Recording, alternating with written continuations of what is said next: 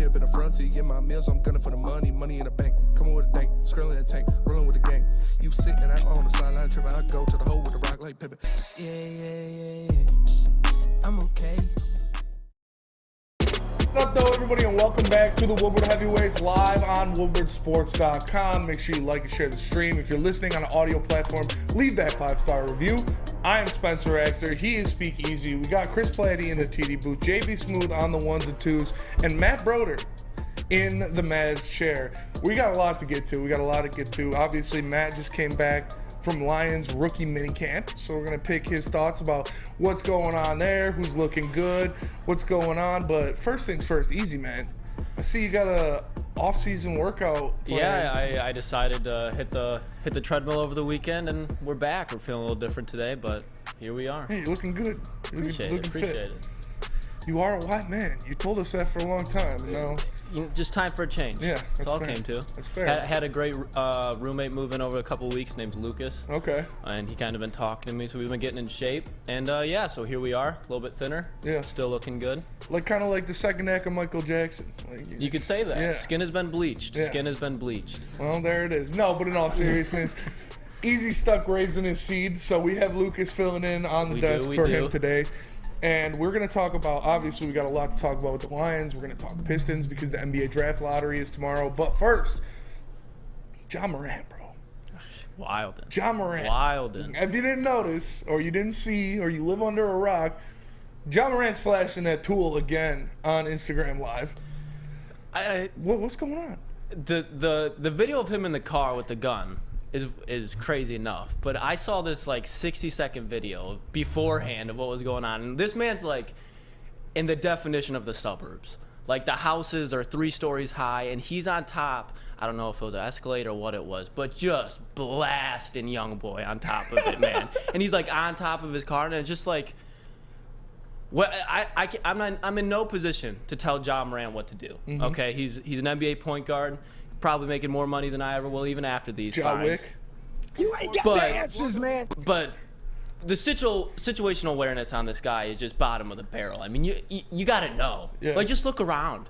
If you don't know from last time, but like I said, he's going to do him, obviously, so yeah, it's got to stop, though, eventually. I mean, Matt Broder, you've been in a situation like that where you're a high-profile athlete in the town. You know, obviously, everybody knows those Ann Arbor athletes. They're the pride of the town. And then when you pitched at Michigan, you were in the limelight a lot. Well, how can he continue to make these kind of lapses in judgment? Dude, I have no idea. It has something to do with the people he's surrounding himself.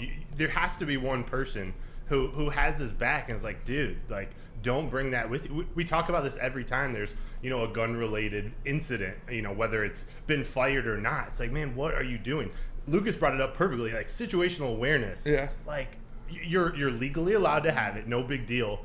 Man, if you're gonna be on video, put it away. Like, don't bring it with.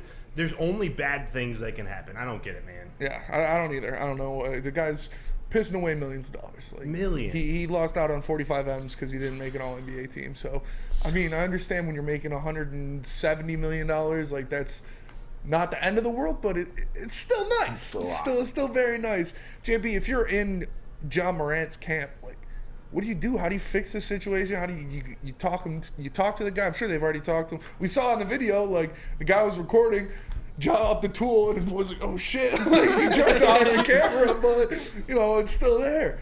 So what do you do to remedy this? I mean, I don't know what you're talking about. We're just out here doing hood rat stuff with my friends. That's it. Like, I don't know, but yeah, Ja, there's something of him. There needs to be a serious talk with him. I don't know who is gonna come by or who's gonna tell him this, but dude, you got people looking up to you. You got people you got to look out for. You got a generation of kids that want to grow up to be like you, to be a star like you, and you're just literally just pissing it away just because you want the fame and you want the attention on social media. I don't understand that. Chris, what could this mean for him as a basketball player? He's in an indefinite suspension now with the NBA. So how does this get resolved on the court, or what does that mean for his teammates in the Memphis Grizzlies?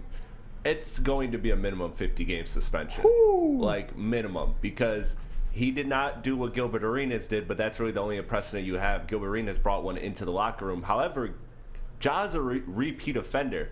And a repeat offender in the span of 2 months. Like, this is Double not barrel. just this is not just something that is a second incident. This is a second incident in 2 months. And with the same guy too. Like, this guy, the friend that was in the car, and I don't want to put his name out there, but he's the friend who also got kicked from the arena. He's the friend who was also involved in the Ja punching the kid incident. This guy is around Ja all the time, and whenever these bad situations are happening. And so Adam Silver is definitely going to use the hammer on this one, all pause intended, because you think about, like, Spencer, you know John, or you know Adam Silver's label, the soft commissioner, the players commissioner, the pro players guy. And then he had the obviously two different scenarios, but the Donald Sterling thing, and he just came in with the hammer, lifetime ban, you're done, you're out of here, buddy.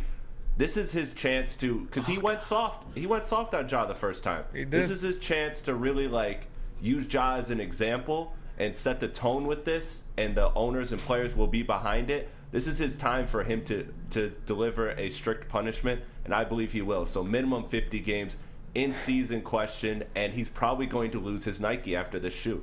Ooh. Oh, yeah, I didn't even think about that. Chris using a lot of good terminology there, dropping the hammer He's after keeping the it real. shoot. A lot of different things. 50 games, Went man. soft on him. Yeah, went soft on him. To boil it down, man, like, stop being an idiot. Yeah. Like you can't be that stupid to keep doing this shit. If I don't know, I have a really good group of friends, and we've done hood rat shit in our past, but, like, if you're in that situation and one of my friends is doing that shit, I'm slapping the shit out of him. Like, what the fuck you doing, man? This is not, you're messing with your life, you're messing with your family's lives, and the future of everything you're trying to build for what? To look cool on Instagram? Like, stop it. And it's just like, at some point, what do you gain from it at the end of the day? Like, you look tough. Like, I would much rather look like one of the best NBA point guards, which you already do. You don't need to blemish your image. Everything he's doing right now is just hurting his image. And he could be making millions and millions of dollars, like you said. So Yeah. figure it out, man. It's tough, man. You had asked me at the beginning, it's my experience playing baseball in Michigan, being on a team. When things like this happen, nothing like this actually happened, but when a player gets in trouble or you have a teammate going through something, that's the time when the team, the locker room, really polices the rest of the guys. Someone's got to take him under their wing and make sure that he's spending his time off the court correctly. That's the one thing you notice about in both these videos, really in all the off-season or off-court incidences of Ja Morant. There's no other Memphis Grizzly player around. Yeah. They're one of the youngest teams in the NBA. I forget who said it a couple months ago, but someone said every NBA team should have a Udonis Haslem on their team. Mm-hmm. Like, there needs to be a veteran that can, take him under his wing and at least just make sure he gets out of trouble, stays out of trouble. Yeah, or Draymond Green, if he's talking shit, he'll just punch him in the face. But it's Ja just needs Steven Adams just following him around at all times, like right behind him. But there's a lot going on, man. It's a terrible decision, and I hope he finally learns from it, but he obviously didn't learn from the first time, so hopefully he can learn from it now. But moving on to other things is maybe other troubled players, but troubled in a different way. One of the, I'd say, top 3 interior defensive tackles in the NFL, Quinnen Williams, from the New York Jets. Dude's a complete beast. Tank. It's Mr. Achoo, bless you, thank you. Like, the guy's a walking soundbite. He's very cool. He is apparently far from terms with the New York Jets. So far, in fact, that he took him out of his bio, took him out of his profile picture, took him out of his banner, and he is defensive tackle for ... Oh, you thought I was feeling you? Oh, you thought I was feeling you, New York Jets, Aaron Rodgers? You better pay that man his money, because I know you loved that defense last year, and Sauce Gardner had a great season, obviously a historic season, but Quinnen Williams is a big part of that, a very big part of that. So do you think this is just a facade? He's trying to get some leverage, or is there something actually to it? I mean, I'm hoping for Quinnen Williams' sake that it's just to get more money, because I don't think there's a better spot for him to be right now than in New York, being the premier defensive player. I get Sauce is there, but I think we all understand that having that defensive run stopper and he can still rush the passer is more important than a corner. And I would be doing the same thing that he is. I mean, Jeffrey Simmons did the same exact thing and he's getting way more money. He was about to look like he was about to get traded, end up getting the bag. So he's following the Jeffrey Simmons route.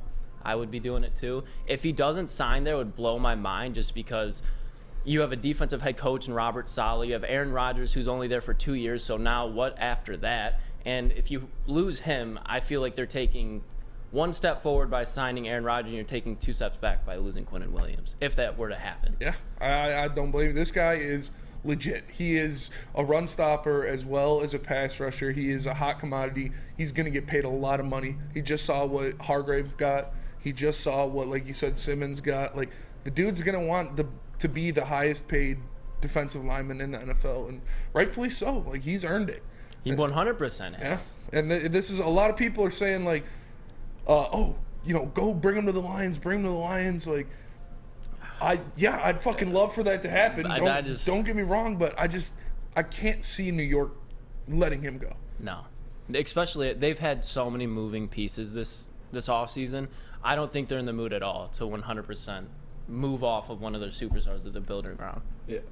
Yeah. And, like, you also got to look at it from, like, the perspective of the NFL. We've seen the difference from the NBA. When an NBA player, like, is upset, it's just over. They're done. Their franchise has to trade them, or else they're losing them for nothing. The players have all the leverage. But look back as recently as a month ago with Lamar Jackson. Everybody thought he was out, and now he's back in Baltimore. And so those are different situations, but it shows that in the NFL, oftentimes it's not always a guarantee that the player is going to leave when the player is upset. And so I think I would be stunned if the New York Jets, let him go or moved on from him. But at the end of the day, man, I'd love for the Lions to at least pick up the phone. I'm sure Brad Holmes has done that. Yeah, pick up the phone, babe. Like, they got to keep him. He is the centerpiece of the defense. He is, the engine that drives the machine. Like, when you have that kind of presence in the middle, it just makes everybody else's job easier. It makes the edge rushers, the corners. He had, 12.5 sacks last year? Like, you don't just find that on the street. And he's a dominant force in the run game, too.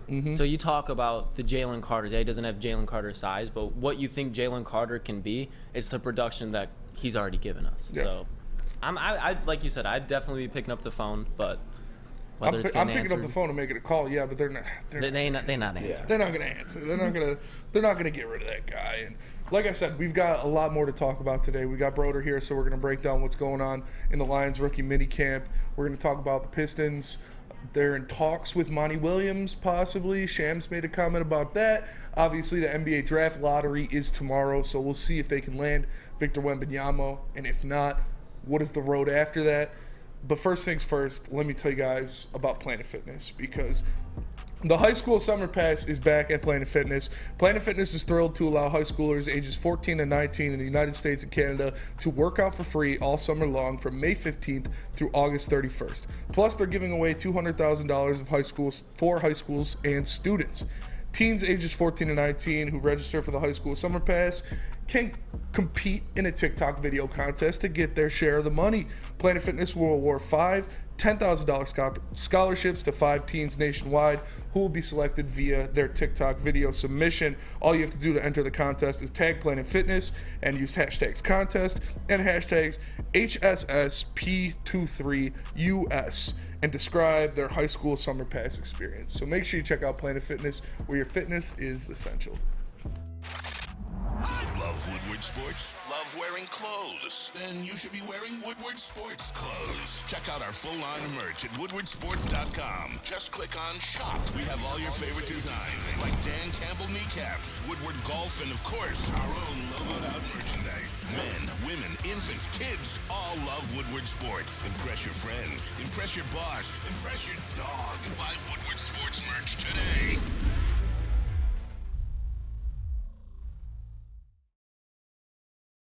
At work and at home, we're there with smarter security solutions. Featuring complete automation with customized alerts and more. For over 90 years, we've been the company that's been counted on to protect what matters most, all with personalized service and care. Right now, for a limited time, receive a free video device plus free installation with a new home system. Guardian Alarm. We protect Michigan.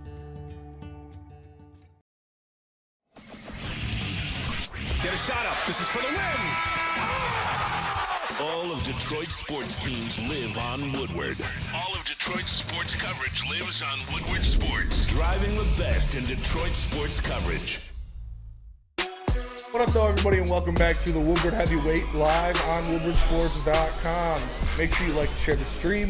If you're listening on an audio platform, leave us a 5-star review and go check out woodwardsports.com, man. They got all the best things, live shows. They got the articles, a lot written by my guy, Matt Broder, because he was just down at Lions rookie minicamp. And we heard, over the weekend, Sam Laporta showing out. Oh, yeah. Doing a lot of different things, making a lot of great things. Before we get to your thoughts, we do have a video of Sam Laporta. Play the full video this time, Chris, and what it meant going up against Jack Campbell. You're just going against your buddy.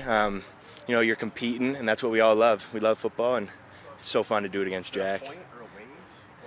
I don't even know. That's authentic, it's not like it was a celebration. I was just like, holy shit.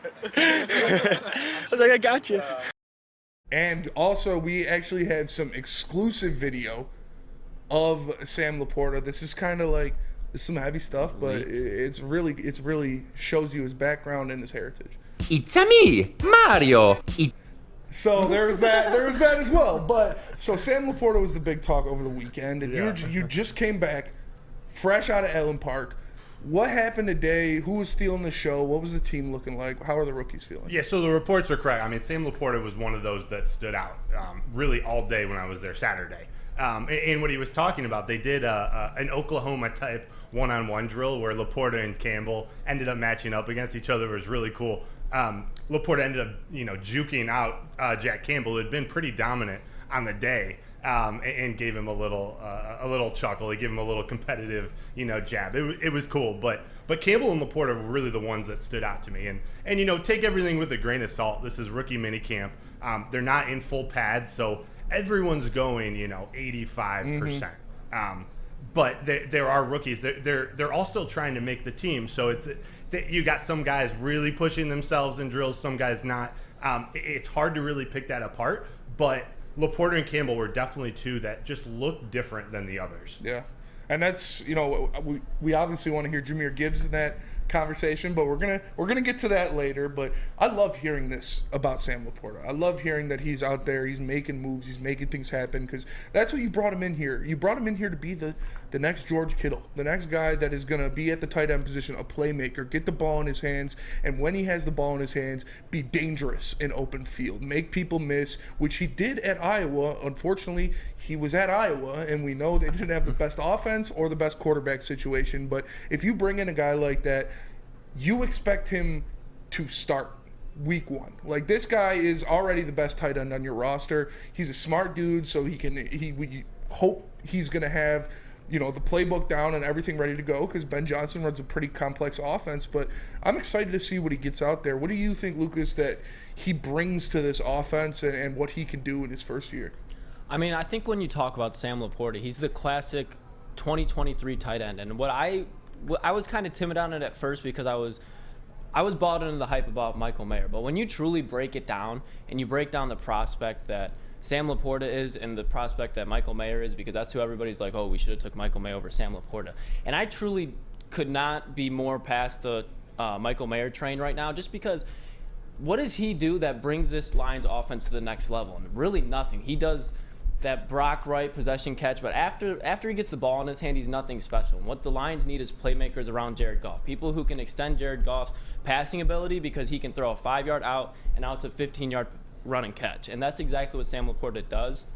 I think he steps in day one, and I think when you truly break it down where he fits is especially with when Jamo's out, we're going to see a lot of them right away too. And I think with Ben Johnson, it's a perfect combo. Yeah.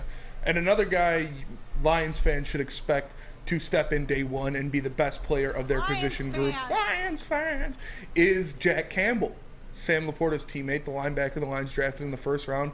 Broder, what has he shown you so far at rookie minicamp? And we know they call him Captain Jack. He's the leader. He's doing stuff like that. But when you walk into a locker room full of veterans or guys that have been there before, it's kind of tough to force your way into that leadership role. But other than that, what have you seen out of him? It's interesting you say that, because he doesn't seem like a guy that is seeking out that from his team, but immediately, from the second he stepped on the field on Saturday, the team just gravitated around him. After every play, he was the one calling the huddle on defense. He was the vocal one sort of navigating their defense, which is made up of all rookies, all young guys trying out for the team. It's a mix where, as your team develops, you need that person to step up. And we all thought that was going to be Jack Campbell, but he just proved it on Saturday. Yeah, and that's the difference with these two guys and our other top third of the 3 draft picks in Jahmyr Gibbs. Is Jahmyr Gibbs has that guy he can kind of lean on in David Montgomery, who is expected to be just as productive, expected to be a great fit in this offense, where you're expecting Jack Campbell and Sam Laporta to step in day one and be the best player in their position group. And you know, Neil Rule's worst nightmare, 2 Hawkeyes are trying to go out there and make things happen, but I expect both of these guys to be difference makers. Yeah, I think they're both going to pay off. And like we said, we got, or the Lions, I should say, they have Jack Campbell, then you have Brian Branch, who you could argue could easily, if he plays up to the hype that was kind of surrounding him before the draft, before the combine, he could easily be another day 1 starter if he shows up in camp. Then you add on I'm having a brain fart. Jahmyr Gibbs. Jahmyr Gibbs. Like, the Lions have 4 guys, and with Laporta that we were just talking about, they have 4 guys that can contribute right away. And I don't see any other draft class around the league that can do that. Yeah, and that's what they're hoping for. Has there been anybody else that, outside of, you know, the top names, that has stood out to you so far at rookie minicamp? You know, he didn't really do anything in the practice that stood out to me, but Colby Sorsdahl out of William and Mary, big bro, got a chance little bro. Yeah, I mean, you got some striking resemblance there. That's my guy. What an awesome guy. We got a chance to talk to him after the practice, and he says everything you want him to say, but what really stood out is his experience really shined through in the interview. And when you see him next to these other rookies, he looks bigger than all the rookies. He looks like he fits in, and he really does fit in kind of perfectly into this offensive line. The Lions had him listed at guard, and he played tackle. I believe it was right tackle in college. So it's already seeming like they're going to bank on him to kind of fill a versatile role on the offense, whether it's maybe starting backing up Graham Glasgow, but he might be a guy you plug and play in different positions all season. And that was a sneaky pick by Brad Holmes. That was a guy who's been a 4-year starter. He's a consensus All-American. Their offensive line was one of the best in football when it came to run blocking and pass blocking. He was that piece that was there for so long, so talented, and they got him at a good place, and they need it because next year they don't have a guard on their roster right now, other than Skipper or Stenberg, or whoever you want to throw in there. But Danny. Jonah Jackson's, his contract is up. And that's Halapulu Vaitai, his contract is up. Graham Glasgow only signed a 1-year deal, so this is a guy that could fill in maybe right away when you're looking, not this year, but we know, you know, the injuries, he might have to get some spot starts, but he could be an important role going forward. And especially when you talk about, like, the guard position, I don't know, when I look at it, I think of, like, linebackers, guards, running backs. I feel like those are positions that teams usually move off of pretty frequently, and they're not getting paid very high money. So when you do have a guy like Colby who can play multiple positions and he's young, and the perfect timing, like you just said, because I think we're going to bring back a lot of guys, but I don't think Jonah Jackson's going to be one of them, in my opinion. He's going to command a pretty good contract wherever he goes. Yeah, and as he should, because he's a young guard that's proven he's already been to a Pro Bowl, so he's going to command that money. He has that on his resume. Yeah. And sticking with the heavyweights, because, you know, this is the heavyweights, Broderick Martin, man. Thank you. A lot was made about him. This is the guy they brought in. A lot of people, myself included, going into this draft, thought that defensive tackle was the biggest need for the Detroit Lions. They waited to address it until they got Broderick Martin, and they liked this guy a lot because they traded 3 picks to move up and get him. Other than him being just a mountain of a man, what have you seen from him? How is he kind of fitting in with this team, and what is he going to bring to the Lions? He gets it. Like, he knows what he needs to do to get to the next level. He knows the investment that the Lions made to trade 3 picks to go up and get him. It almost even felt like he thought he should have been drafted a little higher. Okay. And a smaller theme of the day was a lot of these draft picks have a little chip on their shoulder from being ranked lower than they thought they should, or being drafted lower, even dating back to Amon-Ra St. Brown. A lot of these rookies feel that way, but Broderick Martin is a beast of a man. He's got an awesome personality. He's a funny guy. I think he just fits that mold of ball players that Dan Campbell, that Aaron Glenn want on their team, on their defense. He's one that that we'll probably see an impact from sooner rather than later. Yeah, and he very well could be starting when you look at it. I mean, I love what Isaiah Buggs did for the team last year, but in his best role, in his best position on the team, Isaiah Buggs is a depth guy, and Broderick Martin is just a giant fucking human being. And he's mobile too. He's mobile too. He was a power forward recruit coming out of high school too. So like he has a lot of bursts coming off the line, and that's what Isaiah Buggs lacks. And when you have Martin, who has that size, because I think McNeil's already locked down his spot as far as at least this season as the starter. I don't think there's any debate with that. Yeah. So for sure. If his athletic ability is able to slow down the game and he can actually get these one-on-one matchups with the centers and the guards, he could easily dominate him. Yeah, and honestly, I don't want him to get one-on-one matchups. Like, well, I know, want him to eat a couple of like dudes if he's starting and you have a Liam and Martin, you're gonna at least initially you're double teaming a Liam, and then you have Aiden Hutchinson off the edge and James Houston off the edge. So that's just like he's going to have a lot of times where he's not double teamed. Yeah. That's where that speed's going to come in handy. And I like hearing what you said about like the chip on the shoulder, because you have heard that before. Obviously, you got your top guys who are going to have a chip on their shoulder because everybody's talking shit about him. Oh, why'd they take Gibbs? Nobody needs him. Why'd they take Campbell? He would have been there in the second round. And then you have guys like you said, like Broderick Martin, who thought he should have gone sooner. Muhammad Ibrahim wasn't even drafted. He had a pretty day. Like I saw that shit up close and personal. He ran all over MSU. So is this, you think that was a theme for the guys? They talk about, grit and the football hunger and all that shit, and you're seeing that with this class. I think so. I think it's something that these players were targeted for that specific reason, on top of their athletic skills and what they do on a football field. I definitely think they targeted them. And on the topic of Mo, Ibrahim, I learned how his name is pronounced. I've been calling him Ibrahim too. Sorry, Mo. Ibrahim. He could be him. Okay. No, what I did notice about him, he got a lot of work in this practice, just with Jahmyr Gibbs out on Saturday, and he looked faster than I expected. Yeah. Like they got him in a lot of different places on the offense, which I think fits a lot of what they've got these weapons, or they got these players that can be used in multiple spots. He was one who had his hand on the ball a lot. Yeah. That's what I like to hear. Yeah. Multiple weapons. And unfortunately, the reason he might have had his hand on the ball a lot was because Jahmyr Gibbs wasn't there for a lot of the rookie minicamp. And we're going to get into that next for sure and talk about Jahmyr Gibbs and if it's concerning to you guys. But first, Chris, why don't you tell us about Swiss Insurance? Yeah, I mean, look, they got Gibbs because they wanted some insurance in the running back room, just like you would want some insurance with Swiss Insurance. If you like the Lions draft picks, you thought the GM did his job, be a boss, take control of your own insurance in life, draft a company that will give you the most cost-effective plan and protect you. Email Swiss Insurance today. That's Mark@SwissINS. Once again, that's Mark@SwissINS. This is Woodward Heavyweights. We'll be right back.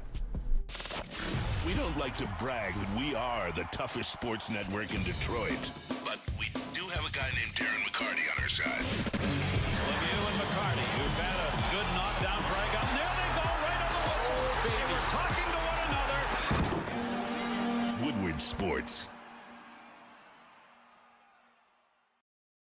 Big Boy Strawberry Fest has officially arrived, and we're here to show you the very best flavors of the season. Satisfy your sweet tooth with our deep-fried vanilla Oreos, strawberry hot fudge cake, and a slice of our classic strawberry pie.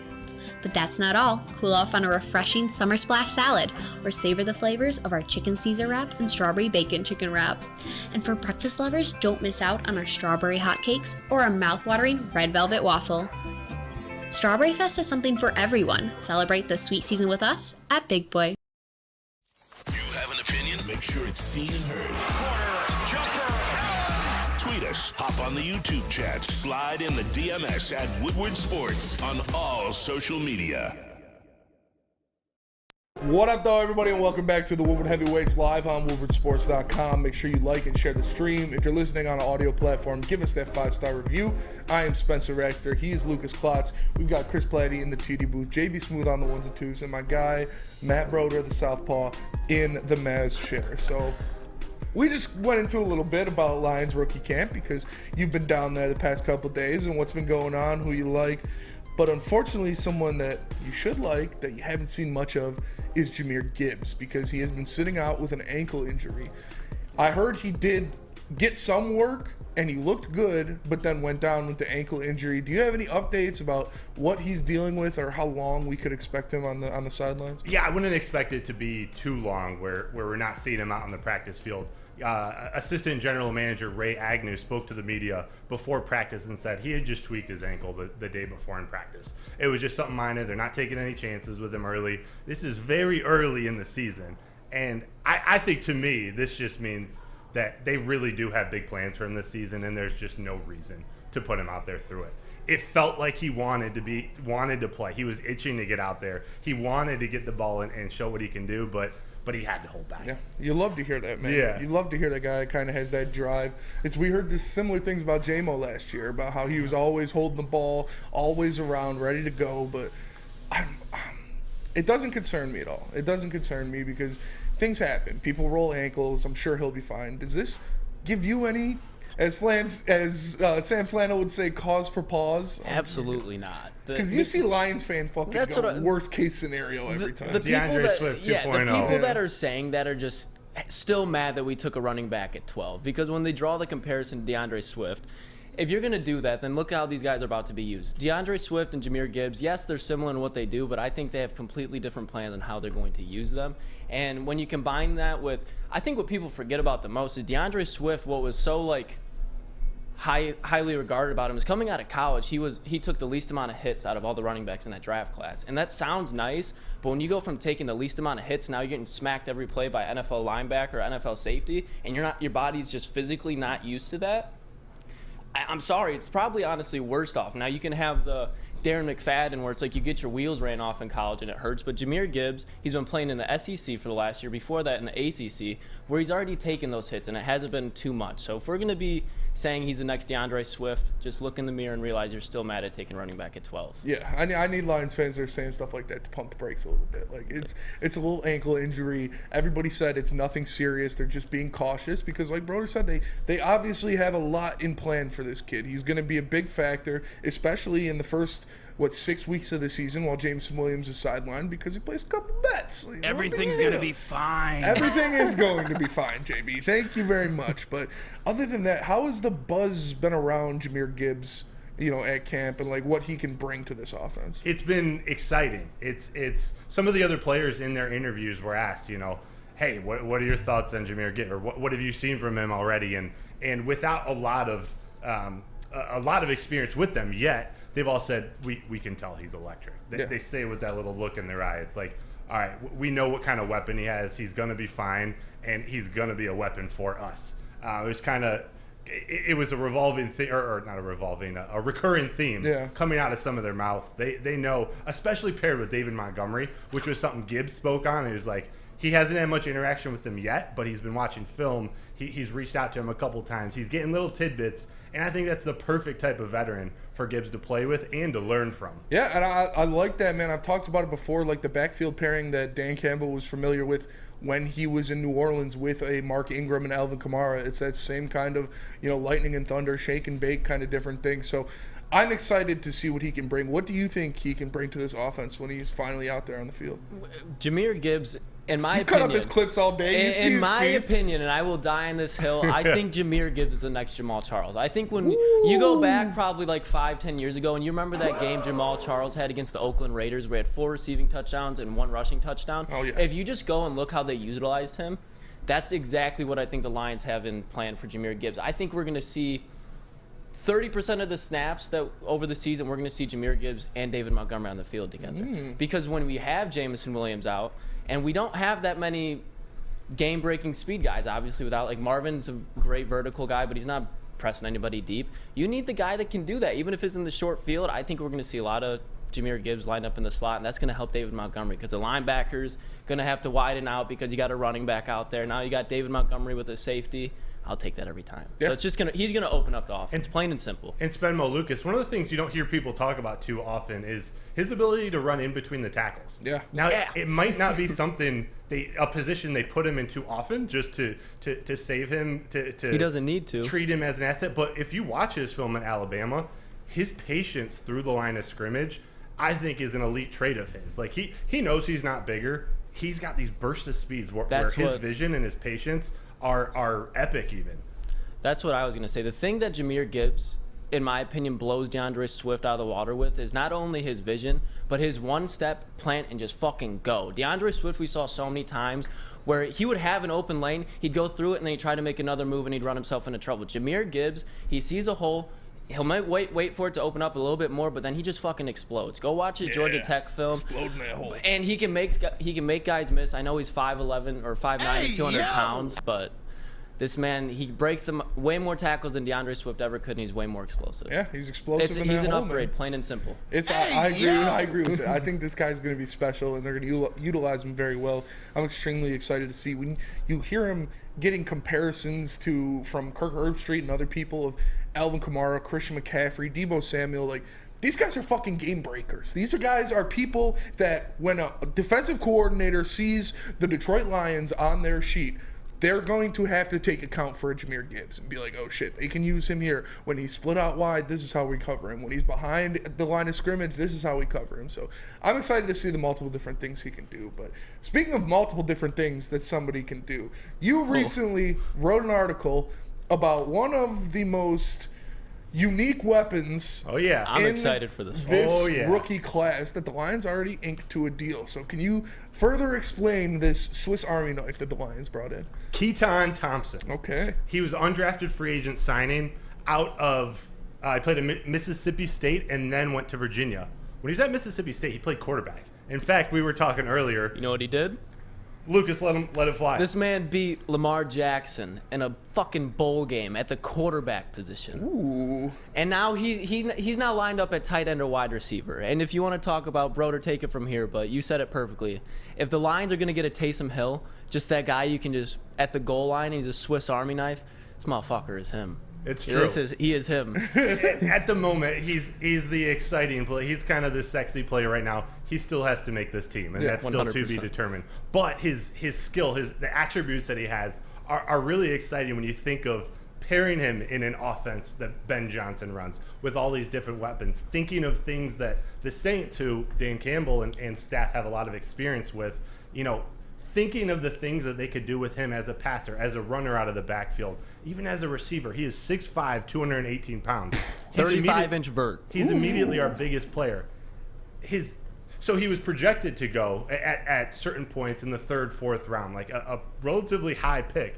I believe he fell, or I've read that he's fallen because he's not great at any one thing. Mm-hmm. He's not the best passer, the best runner, the fastest, or the best catcher, but he's really good at all of them. And I think those traits, that versatility, I mean, you just think it's the theme of all these players that they're drafting. Laporta and Gibbs, even on defense, Campbell and Brian Branch, all these guys. It's like, man, if this guy makes the team, he might move into a very high contributor early. Yeah. He's got to make the team. So you're saying Jared Goff has to watch out for his spot to be taken. Not by Hendon Hooker. No. But no, I'm just kidding. But he does sound a lot like a Taysom Hill kind of player. And if you give Ben Johnson a piece like that to work with, you throw him on the punt team as a personal protector.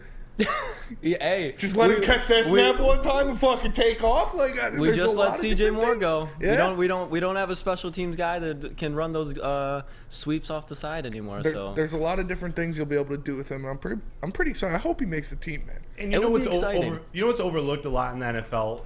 And he's versatile. We're talking about all these players being versatile.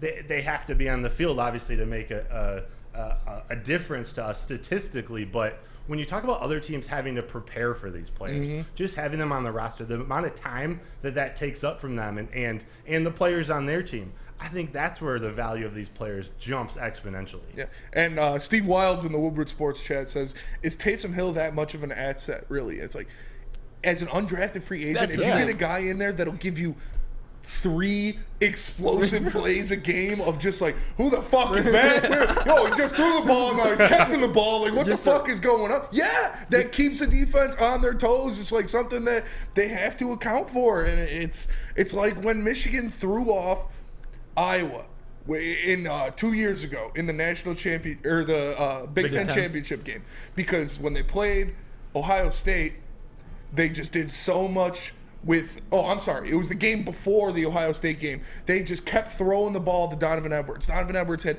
a ridiculous amount of catches, made all this happen, and then the next game, Ohio State overcompensated for that. They're like, okay, we got to watch this kid out of the backfield, and they didn't do that. They just ran the ball with Corum up the middle, and they weren't ready for it because they're overcompensating. So if you got that little thought in the back of your mind, when you see that dude walk on the field, you're like, fuck, is he going to run the ball? Is he going to throw the ball? Is he going to catch the ball? What the fuck's going on? It's just that little bit of weakness, that little bit of hesitation that a guy like Ben Johnson could just sink his teeth into, and then you just run a regular play, and everybody's looking one way, you go the other way. Because think about it. Because you already know this situation is going to happen. It's like 32, 35. We got to go down the field, kill the clock, and it's like 4th and inches. And you just want to run a QB sneak, but my God, you got Jared Goff in there.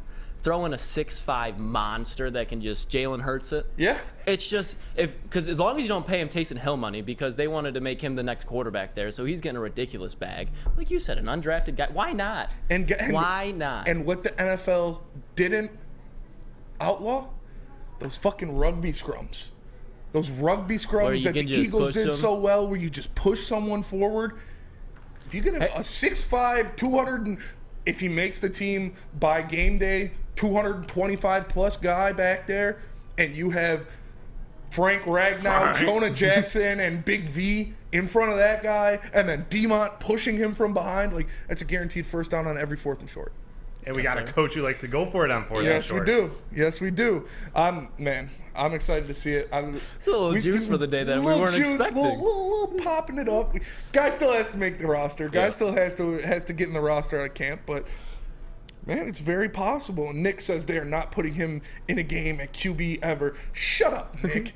Hey, I don't need that negativity in my life. He would be more intimidating than Nate Sudfeld sitting back there. Yeah, and if you're doing that, if you're going to run one of those rugby scrum type plays, I'm putting him in there. I'm not putting Jared Goff in. I don't want Jared Goff to get hurt on an accident like that where you're pushing him for. I mean, Jared Goff's 6'4" as it is, so he could do that. But why take the chance? Or just send him on a lead block. Have like Kabinda and David Montgomery just pull and just have that motherfucker just running off the edge. We'll see. I'd like to see it, but there's still a lot to go on, and the guy's still got to make the team out of camp. So we can pump the brakes a little bit on that. But where you don't want to pump the brakes is when you're pulling into Lady Jane's to get a haircut.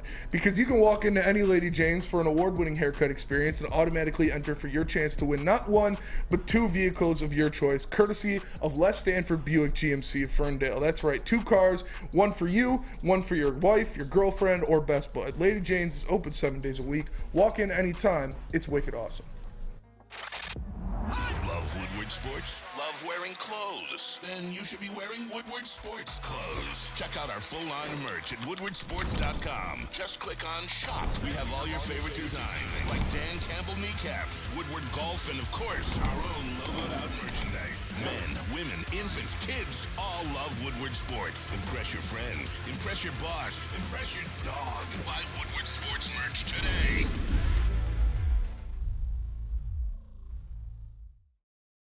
Introducing the Planet Fitness Guide to getting that post-workout glow. Step 1. What's your why? More epic energy? Better sleep? Blow off steam? Step 2. Join Planet Fitness for just $10 a month and get moving in our clean and spacious clubs. Step 3. Bask in that post-workout glow. Join Planet Fitness today for just $10 a month. Join today at any of the 50-plus Detroit area locations.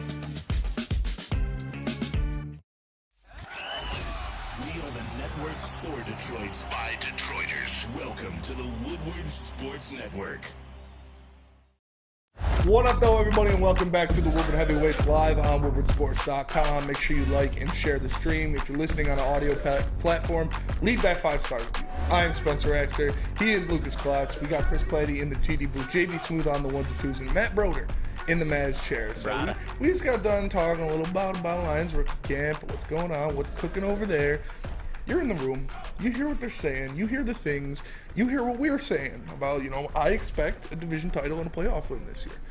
Is that a similar expectation you're hearing from Lions brass? And if so, what do they need to do to meet expectations this year? The words didn't directly come out of their mouth, but you can tell through their other words and through their other actions that is the goal. Yeah. You could see, and did you see the video of when they're walking down the hallway and they're picking what games are you most looking forward to. A couple guys did this, but the first I remember, Cam Sutton immediately picked the 3 divisional opponents. I think they get, especially a veteran like Cam, who's, I think, like, there's maybe 5 people older than him, and he's, 27, 28 years old. They got to take care of business in the division. We talk all about that the division, the NFC North, could be lackluster this year.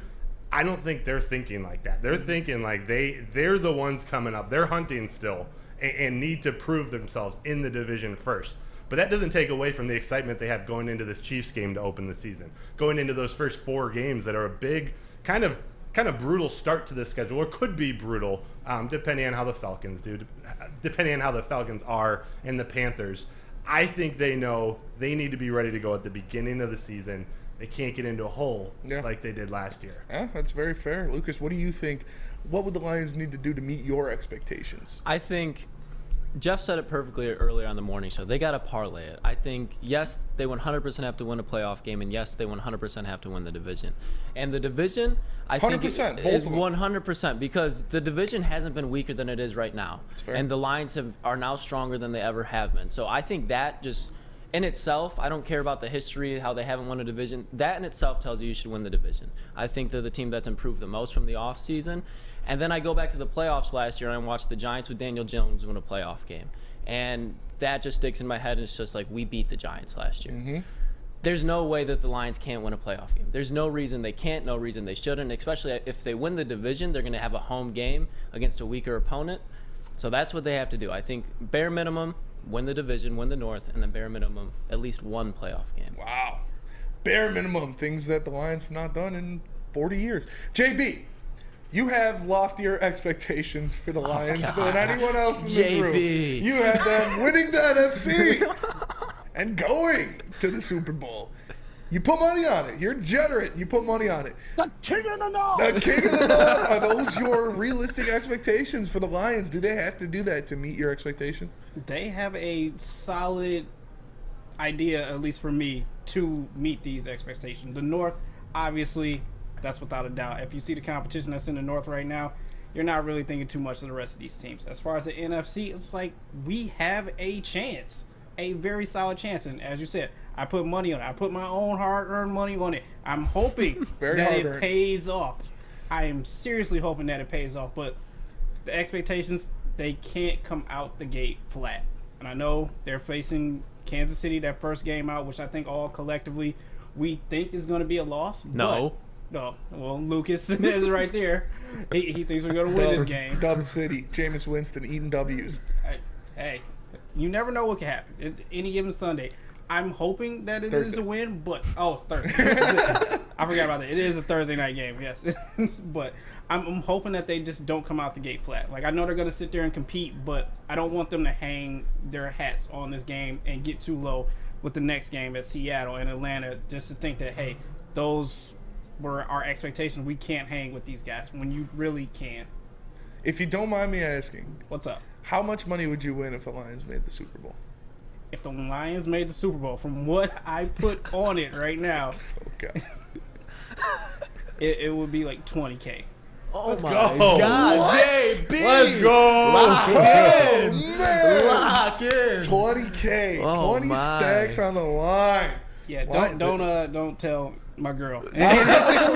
Lions, you gotta hook the man up. That's 20K on the line, man. Chris, you haven't. I have 0K on the line. You have 0K on the line. You haven't been through the trials and tribulations as many scorned Lions fans have. But what are your expectations going into the season, and what can the Lions do to meet those?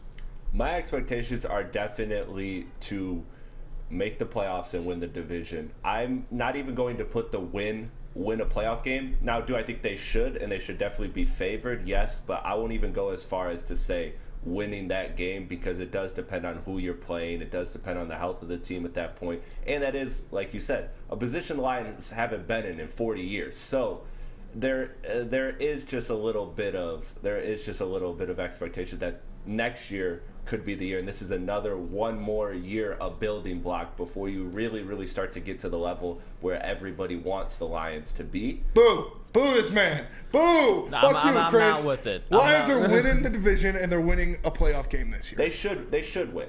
They should win. But however, I'm not going to be extremely disappointed if they lose. Oh Will my God. I be hurt? Yeah. So let me ask you this: if the Lions didn't win the division, they got in at the wild card, and they won a playoff game, would you rather that than win the division and lose a playoff game?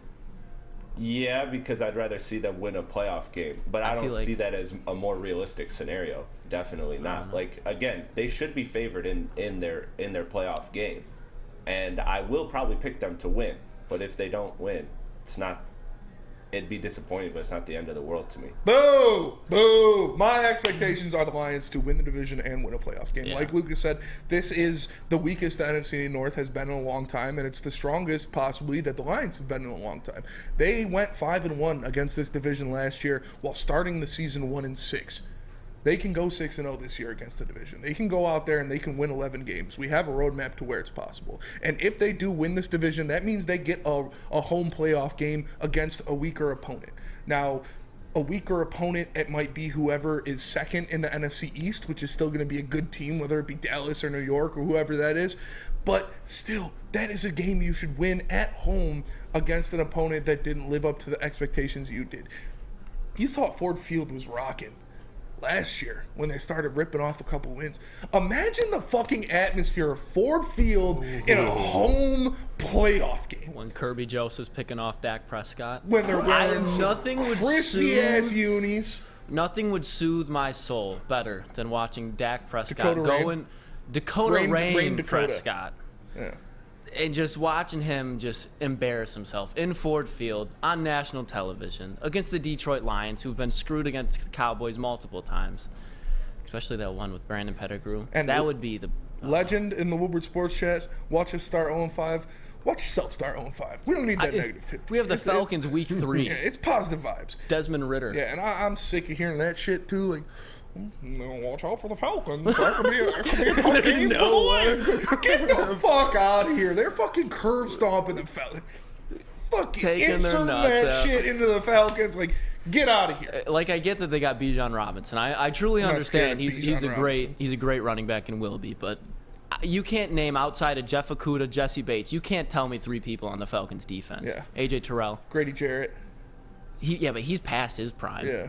He's just overpaid at this point. Yeah. He's just taking up space.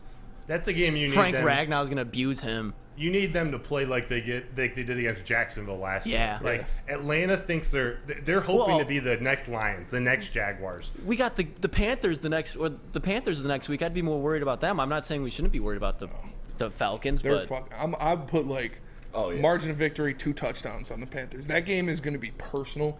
They're going to rip Bryce Young's tiny little head off his shoulders. This is what I was thinking earlier. So I'm more nervous, honestly, about the Seattle game just for the pressure on the Lions than the Chiefs game.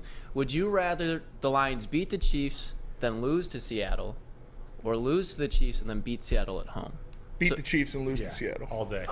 That one's tough because at home, opening the season up against Seattle, and you lose to them again at home. Yeah, but if you beat the Chiefs, you got the biggest dick in the NFL. You're just walking around. But we just saw last year how important that Seattle game was. Like, give me the win that could matter. Like, the Chiefs win probably won't matter in the Lions' grand scheme of things. It will be a great tone setter for them and a great measuring stick for them. But at the end of the day, I'd take the Seattle win because we saw it last year. That costed us a playoff spot. It'd be such a slap in the face. Like, imagine the high of beating the Kansas City Chiefs, and then you're like, yeah, here comes Seattle again. I think Seattle's good. It's just that would hurt so bad. But you'd be 1-1 at that point if you beat the Chiefs. But I feel like you would have more of an understanding of where you stand if you lose to the former Super Bowl champions, and then you beat a top contender in the NFC. Like, I would feel a little bit more peace of mind than okay, we beat the Chiefs. Is this fluky? You know what? I feel like there'd be is that fluky? I mean, I'm not saying you guys are wrong. With Andy Reid's record on opening week, with Andy Reid and Patrick Mahomes and what they do to teams on opening week, 12.6 average margin of victory. I'm not saying it's going to happen. I'm just saying for the grand scheme of things, for the Lions, of people taking them seriously, if they beat the Chiefs and then lost to Seattle, I feel like it would mess their heads up, and then they could have potential for a rebound game against the Falcons the next week. But say they don't, and then it just starts into this. I think this team is strong enough mentally to get past that. We saw them do it last year with that loss to Carolina. I thought have that loss faith to in it. Carolina could be a mentally crippling game. Like, they're fighting for a playoff spot. You need this when they go out there, they get blown out. You would have thought, oh, they're just packing in. And what they do the rest of the season? No, they went out there and they won games. They went out there and they put their dick in Aaron Rodgers' face. So I want to beat the Chiefs. I want to beat the Chiefs really bad. And if it means losing to Seattle the next week, so be pause, it. I'll take it. So give me that dub versus the Chiefs. You know, to prepare for those two games, you know what's kind of sliding under the radar? What is that? They're scheduling these joint practices, which they haven't in a while. They haven't since the Matt Patricia era, not to bring that up. They just scheduled Jacksonville and the New York Giants, who they opened the preseason with. They're coming up to Allen Park for joint practices. So I think what that tells me, which was something the Lions scheduled. It's recommended by the league, but those joint practices are scheduled between the coaches and the teams. They went and scheduled two up-and-coming teams who made the playoffs last year, and two playoff games. Yeah, two really well-respected coaches in Brian Daboll and Doug Peterson. So I wrote an article in more detail about that on woodwardsports.com. So go check it out. But I think specifically bringing those teams to town is a really cool, telling sign of what they're trying to accomplish earlier in the season. They want to start week one, ready to go. Yeah, I'm excited. We're going to talk about that next. But first, let me tell you guys about Guardian Alarm. Nope, never mind. JB, tell us about Randy Wise. All right, I will. How would you like to see famous athletes like Jim Harbaugh, Darren McCarty, and Braylon Edwards play golf with average Joes? Well, look no further, because Randy Wise Automotive and Woodward Sports will be able to do just that. It's the Randy Wise Celebrity Golf Tour. Make the wise choice and pay attention more to Woodward Sports for more information. This is the Woodward Heavyweights. We will be right back. The only sports network in Detroit that starts with a W. Because we win. Woodward Sports, Detroit's winning sports network. The Sports Marketing Agency would not be who we are without great community partners like Higuera Health and Carol Zuniga. It's an awesome opportunity to partner with your organization. Higuera Health is a comprehensive behavioral health organization. We serve children through older adults with mental health, substance use, and developmental disabilities across Western Wayne counties, and really excited to now be in downriver communities as well. Give us a call at 734-458-4601. Saturdays at 1 p.m. Make sure you're watching WoodwardSports.com for our new show, Chompin' Puck. He shoots, he scores! With four-time Stanley Cup champion Darren McCarty and Michael Gentry, Chompin' Puck is taking the Detroit hockey community and giving them a voice. Pros to Joes. You'll get the best Detroit hockey coverage around. Chompin' Puck. Saturdays 1 p.m. on WoodwardSports.com. Hello, everybody, and welcome back to the Woodward Heavyweights live on WoodwardSports.com. I am Spencer Raxter. He is Lucas Klotz. We've got Chris Platty in the TD booth, JB Smooth on the ones and twos, and my guy Matt Broder in the Maz chair. We cannot confirm or deny the reports that Carol Zuniga was in the car with John Morant, but we'll just leave it at that. And you brought it up a little bit before break, because the joint practices of teams coming to Allen Park. We saw the Lions go to Indy last year, but teams coming to Allen Park this year, you've got the New York Giants and the Jacksonville Jaguars. These are two playoff teams, two teams that won playoff games, and two teams the Lions beat last year. So what does that mean for them? Do you think it's going to be a little hot and heavy? Like these joint practices, they always get heated, because it's just, you got guys, you're finally playing against somebody that's not on your own team, you're talking shit, the competitive juices get flowing, and we've seen a couple scraps, we've seen a little action here. But what does it mean with these two teams specifically? I think it almost tells you more than what you see in the preseason games. these players take it way more seriously probably than the preseason games where they know the starters are only going to get a couple plays and they're coming out. This is an opportunity to work with other coaches and other stars, other players from the other teams as a dress rehearsal for the actual season. So they take these very seriously, and this is how they sort of grade themselves or where they are at that point in the season. It's one of those things. Even Troy Vincent, I forget his title with the NFL, he talked about also this has been proven to limit injuries. Having that full speed, that high intensity, that's the word I was going for, that high intensity practice, contact, they'll be in pads, I'm pretty sure. Having that out of the way before the season starts, I think is invaluable. Yeah, for sure. Lucas, what does it mean to you? You got your daddy number 2 and Trevor Lawrence coming in. That's what I was going to say. Coming into Detroit.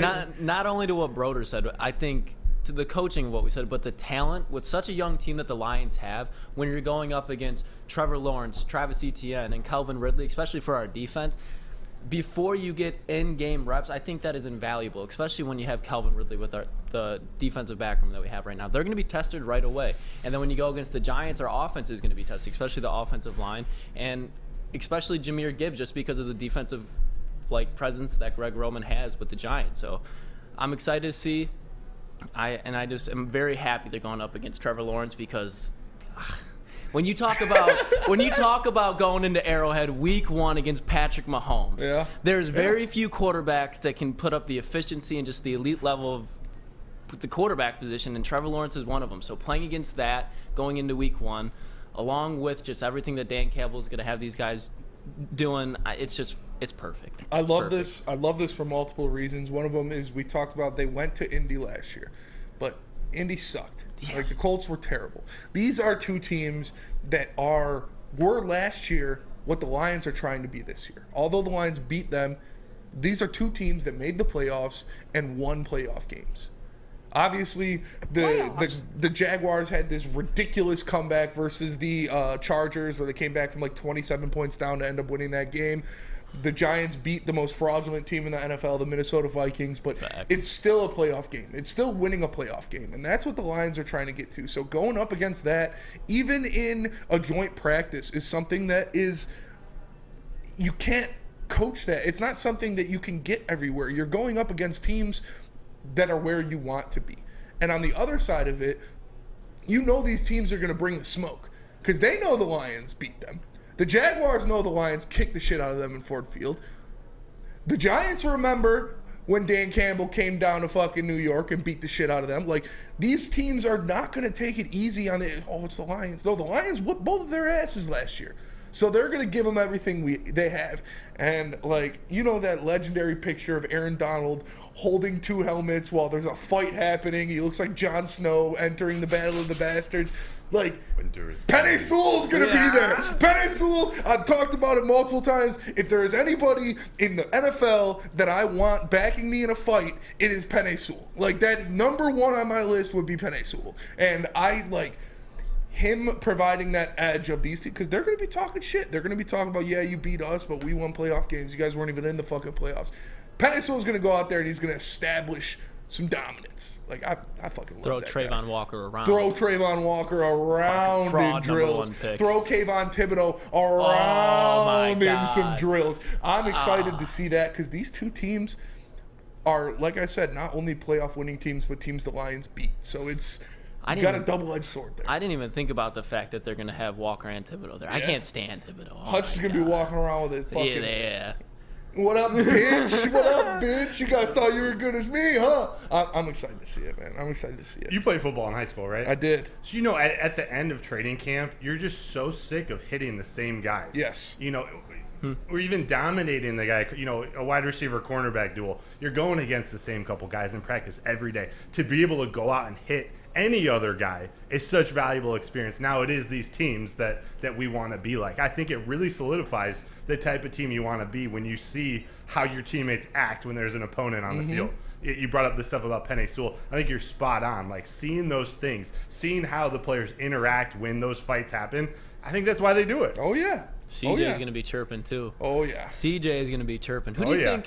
Because I've been seeing a lot of people saying they think Cam Sutton's going to be the leader. And I'm not doubting that. But when you talk about the guy that, just riles the fuck out of the defense. It's going to be CJ. We talked about it here on the heavyweights a lot. Like, Cam Sutton is that calming veteran presence. Like we've seen him talk. He's been on the network. We've seen him do a lot of different things. Very intelligent guy, very well spoken, says all the right things. He looks like he has the right motivations and is a leader himself. But as me and Eazy say, with our defensive backs, we like them to talk shit. We like them to chirp. We like them to have that goldfish mentality to where every play is a new fucking war and you're in their face. And that's what Chauncey Gardner-Johnson brings to the team is he's going to be talking some shit. And that's brother, when this rookie minicamp, the little fluff of what you're going to get eventually is over and you get the actual team full of these dogs on the field,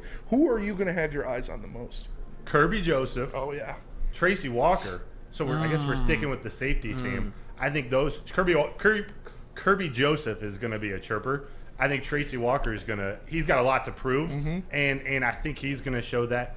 Also, maybe see what kind of take this is. Jerry Jacobs. Oh, yeah. I was going to bring him up too. I love when he responds to our graphics or our tweets or anything around the NFL. When he's left off a list, he takes that personally. Oh yeah. He believes he's better than everyone else thinks he is. Weird thing we're talking about kind of all day long today. I know there's something about him that I really love that he's still a part of that group. Yeah, and Lucas, you weren't here last year during training camp, but me and Eazy made it down there a couple times, and a couple of the matchups that were the most fun to watch were Penei Sewell versus Aiden Hutchinson. Those two stallions just fucking getting after it, going at it. And then Amon-Ra St. Brown versus Jeff Okudah. Just in each other's faces. And Jeff is a mild-mannered guy. He's not known for talking, but, it's the heat of battle. Like, they went to almost blows at one point. I bet Amon-Ra St. Brown versus Chauncey Gardner-Johnson is going to be fucking must-watch TV because Amon-Ra does not take shit from anybody. No. He talks shit. He's that guy. He's going to route you up, and it's the same thing with CJ. Like, he's going to talk shit right back. They're going to get in each other's face. Amon-Ra's been in a fight at probably every training camp of his life because that's just who he like. The guy just goes out there, so passionate, so competitive. He's trying to do all of this. When you get in the heat of battle in training camp, 90-degree days in the middle of summer, and you are just going at it with the same dude, some shit's gonna boil over, and I can't fucking wait to watch him and CJ get after it. That'll be a good one. Yeah. Especially the whole thing with week 1 too about CJ is who did he just play in the Super Bowl? And then you bring on Travis Kelce coming in again week 1. I think we talk about when we were talking about NBA, you talk about Bron with the Warriors and knowing how to stop them. We just had a guy, he wasn't able to stop him, but he's got one hell of a better idea than anybody else in that locker room. So when you add that on with that chippiness, it's just what the Lions need. Yeah, I'm really excited. I'm really excited to see these different matchups. And then, like I said, like year 2 Hutch going up against Penei Sewell, that's just going to be something insane to watch. I'm really excited for that one.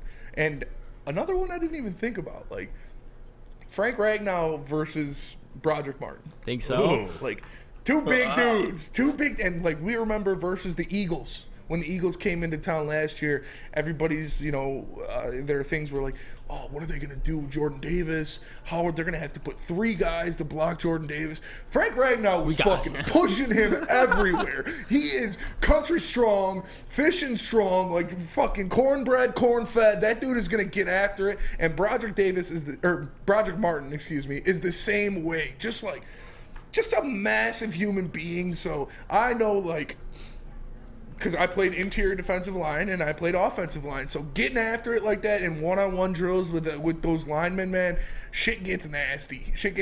I'm excited to see those two dudes get after it. I can't wait to see Frank Ragnow versus Broderick Martin. You're so right. Ragnow's name doesn't get talked about as often as it probably should.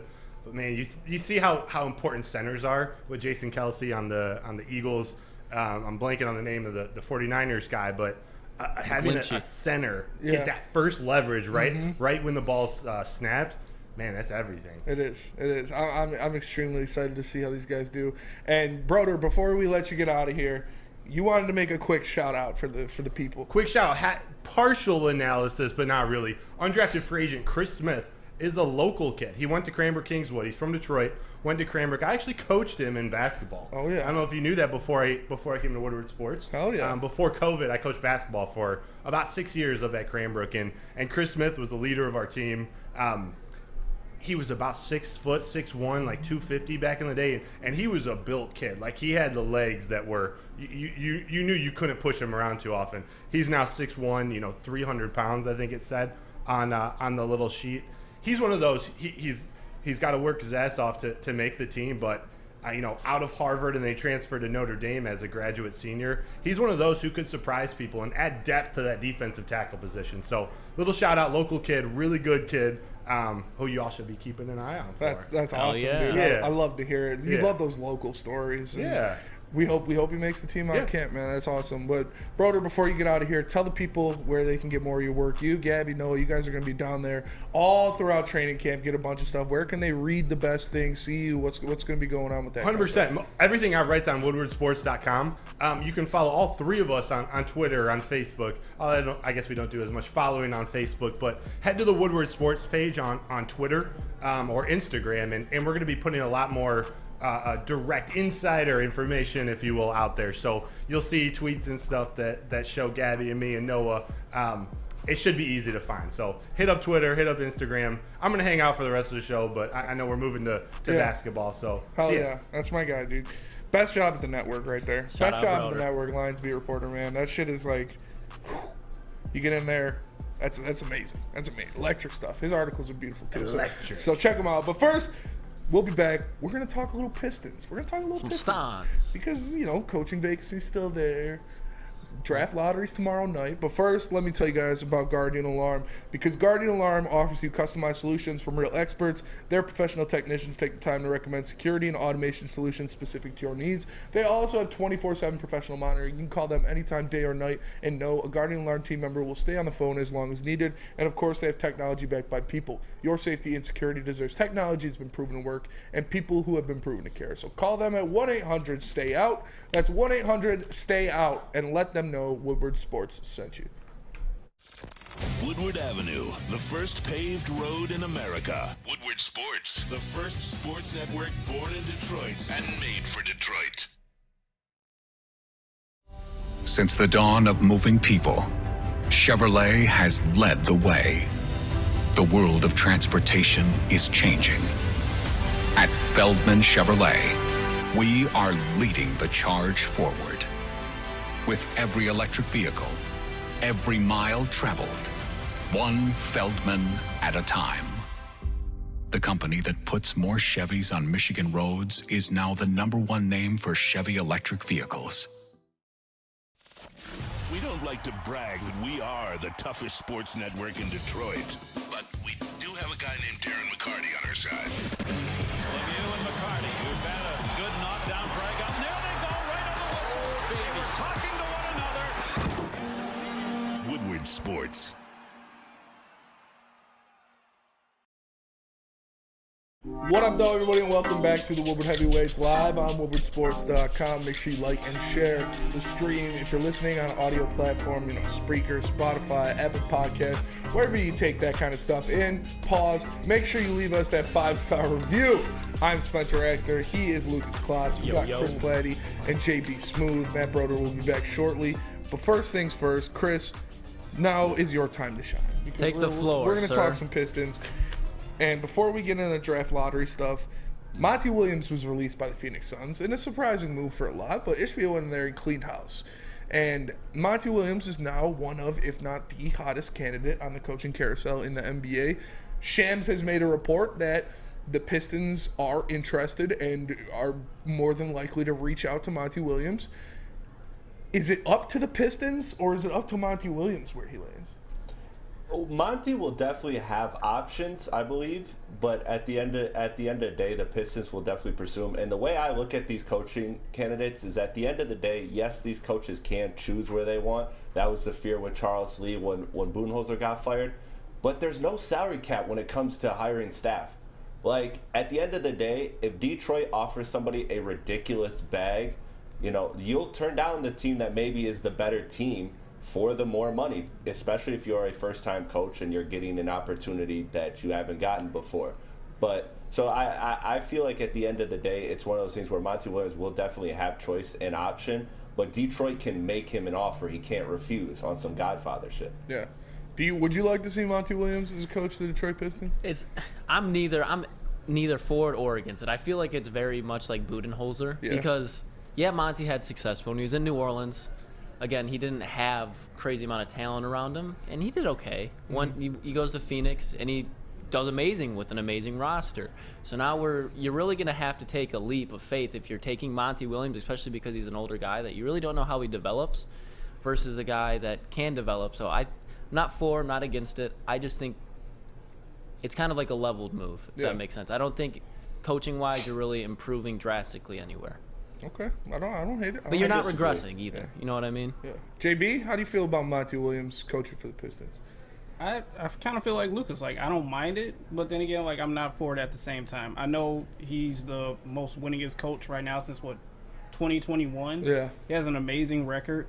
He still is under contract with the Suns as well, too, so he still is going to get a bag unless other teams decide to contact him, and I think he's actually going to take some time off to further see what he's going to do with his rest of his coaching career. So I don't hate it. I don't love it at the same time. I'm kind of indifferent. I wouldn't mind it, though, but still. Yeah. Matt Broder, apparently you were a basketball coach. I didn't know that before today. What do you think about Monty Williams? What could he bring to the Pistons coaching staff if he was the guy they pulled the trigger on? I'm going to be honest. I love Monty Williams as a possible coach. Like, I'm not going to pretend I know how superior he is at the X and O's or what his offensive and defensive strategy is. What I know is how well respected he is around the entire NBA, both from players other than DeAndre Ayton and coaches. Mm-hmm. So I think you remember back when Troy Weaver and Monty Williams were both in Oklahoma City at the same time. They've got some familiarity with each other. I think it would be a great addition. Yeah. Yes, you worry it's too much of a Dwayne Casey type hire, a good man coming in to coach up young players. But I think he could be that sort of next step up in terms of actually developing these players and building an identity. Yeah, it's I've thought about it a lot, and obviously, he's a great candidate. He's one of the best candidates on the market right now, and I'd love to see him come coach in Detroit. But I saw a report that said the Milwaukee Bucks are going to aggressively pursue Monty Williams, which is, if you're in the shoes of Monty Williams, no offense to the Detroit Pistons and where they are as a franchise, but would you rather coach the Pistons and a team that won 17 games last year, or the Milwaukee Bucks with arguably the best player on the planet? And it's if they do aggressively pursue him, I'd assume that he's going to take the job in Milwaukee. But that is something else that I like about this situation, because if Monty Williams takes the job in Milwaukee, that is what a lot of people thought Charles Lee was going to do, was going to step up and fill that role. And that has been my guy. That is a guy that I like, that I'd love to see here. So if that Milwaukee position is taken off the board, maybe it opens up Charles Lee to the Pistons. Chris, what do you think about that? Yeah, I don't get why everybody's not all in, at least in this room. I mean, there's this poll that we saw. Now, this isn't gospel, but from Twitter, I mean, 84% of people want this guy, Monty Williams. And there's good reason, because this guy, Lucas brought up New Orleans, and that was his first stop. Look at his most recent stop, where he has progressed, and he even had the Suns' winningest season in franchise history. The dude has improved as a coach. The 8-0 bubble thing, I don't think people give him enough credit for. I think people forget about that. Phoenix was a team that coming into the bubble was just honorary brought in because they mathematically had like a 1% chance or less than 1% chance of making the playoffs if they went 8-0. He brought them there. They went 8-0, and they forced Portland's hand to make the playoffs. Like, he's done miraculous things. And not to mention, he had to deal with the Robert Sarver mess and the mess that's been in the front office. Like, this is a coach that's exceeded with damaging. Like, I'm trying to figure out the right words, but he has exceeded with a roster and a situation that was far from beneficial. When they came there, Devin Booker was still a young talent, which again, Detroit has young talent. He checks off all of the boxes, and I think there's a reason that he will really get interest, because at the end of the day, you look at the Pistons, and last week we were told there was going to be a decision. Well, now it's this week, and there's no decision. I think that's a sign that the Pistons are really interested in it. And another one, shout out my guy Sam Vecini, who has a great podcast, NBA Game Theory. He put this out there, too. Connecting dots here, but Monty Williams was an assistant with OKC when Troy Weaver was with the Thunder before he got drafted. So, at the end of the day, we've seen this from Troy Weaver's playbook. He likes to grab people that he knows. Jeremy Grant. This is a thread line of his. So I think there's very real interest, and I think there definitely should be. This guy is a very, very good coach. Yeah, I agree. I would love Monty Williams to be the head coach of the Detroit Pistons. It is, like I said, he is the best coach on the market right now. He is a guy you could bring in, and everybody loves him. Like you hear all of his players talk about how he's a great players coach. He does maybe not DeAndre Ayton loves him so much, but that it is a guy that he could do a lot and he could help a lot here. The only thing for me is if you were sitting at the table and you were looking at Cade Cunningham and the Detroit Pistons, which is a very good situation to be in for a coach to try to build a team out of the literally basement of the NBA with some very attractive pieces on it, or you're looking at the Milwaukee Bucks, a team who won the NBA championship not too long ago, a team with arguably the best player in the league on them, a multiple-time MVP. I think it would be great to see happen. I just don't think it's a reality. My concern is, Chris, and this is more so of a question because you're way more plugged in with NBA than I am. My concern with Monty Williams comes with he has that great roster, and don't get me wrong, I know they had injuries, but in the last back-to-back playoff appearances, we've seen him take a great roster to the second round of the playoffs, and then last year with the Western Conference Finals, or it wasn't the Western Conference Finals, it was the semis when they played the Mavericks, and both times embarrassed. And why I say this is why I feel like it's kind of a lateral move, I think that's the same thing that Budenholzer would almost do, and something that if Casey had a well-developed roster. Casey was known for that in Toronto. That's what I'm saying. I feel like it kind of is a lateral move, but I guess what do you have to answer with that to why you still like Monty regardless?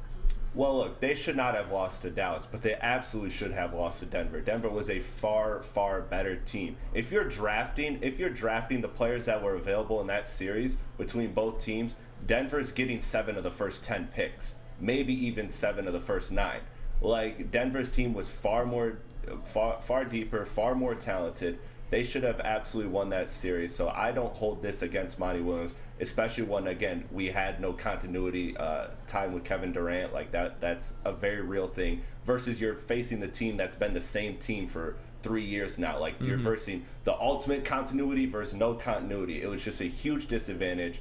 Denver, great home team, better team. They definitely should have lost that series. The Dallas series was inexplicable, but a lot of that I put on the players. A lot of that I put on specifically Chris Paul not being healthy, not being available. And then on top of that, DeAndre Ayton. How many reports have we heard about this guy all throughout the years just being motivated and then the next game not being motivated? He's been a headache to coach. And Monty Williams has also been the only guy that's really been able to reach him was Monty and Devin Booker.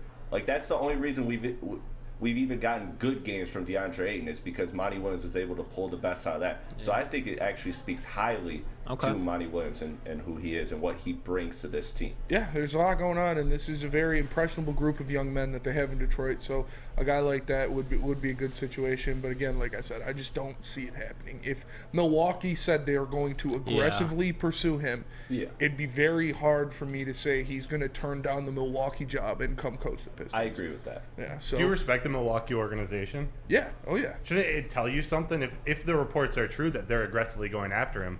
Doesn't it tell you like he's a coach they see getting them to the next level? Well, I think it's almost like there was probably a couple of screws wrong with Budenholzer, and I think with Monty, it's almost like I feel like those two are very similar, and what he got out of, like how he turned to what Chris said earlier, he turned Devin Booker, well, not just him, but Devin Booker turned into a much better defensive player under Monty. So if you can get the role players and stuff like that going in Milwaukee like that, I think that's what they're looking for, in my opinion. I think he's just a perfect coach to sub in there and keep everything smooth sailing. For sure, and we've got a lot to see. You know, there's still a lot of dominoes to fall with the coaching carousel in the NBA, a lot of open positions, and we'll see what the Pistons end up deciding to do. But first things first, let me tell you guys about Strawberry Fest. Because Strawberry Fest is back at Big Boy. Try the classic breakfast items like some strawberry hotcakes or mouth-watering red velvet waffle. If you're not feeling breakfast, try the strawberry bacon chicken wrap or cool off with their refreshing summer splash salad. And don't forget to grab dessert, including their berry delicious classic strawberry pie or deep fried vanilla Oreos or their strawberry hot fudge cake and more, all at Big Boy. The only sports network in Detroit that starts with a W. You know, because we win. Woodward Sports, Detroit's winning sports network. Introducing the Planet Fitness Guide to getting that post-workout glow. Step 1. What's your why? More epic energy? Better sleep? Blow off steam? Step 2. Join Planet Fitness for just $10 a month and get moving in our clean and spacious clubs. Step 3. Bask in that post-workout glow. Join Planet Fitness today for just $10 a month. Join today at any of the 50-plus Detroit area locations. It's a great day to get some Centron in your life. Okay. There it is. Centron, here we go. Gotta grab the cranberry. Oh wait, it's 2 for $4. Gotta double up with the classic as well. Centron World, baby. Centron, available at select Krogers, and if you want to know how, go to @CentronWorld.com. You get dope like me. You know what? Why wait?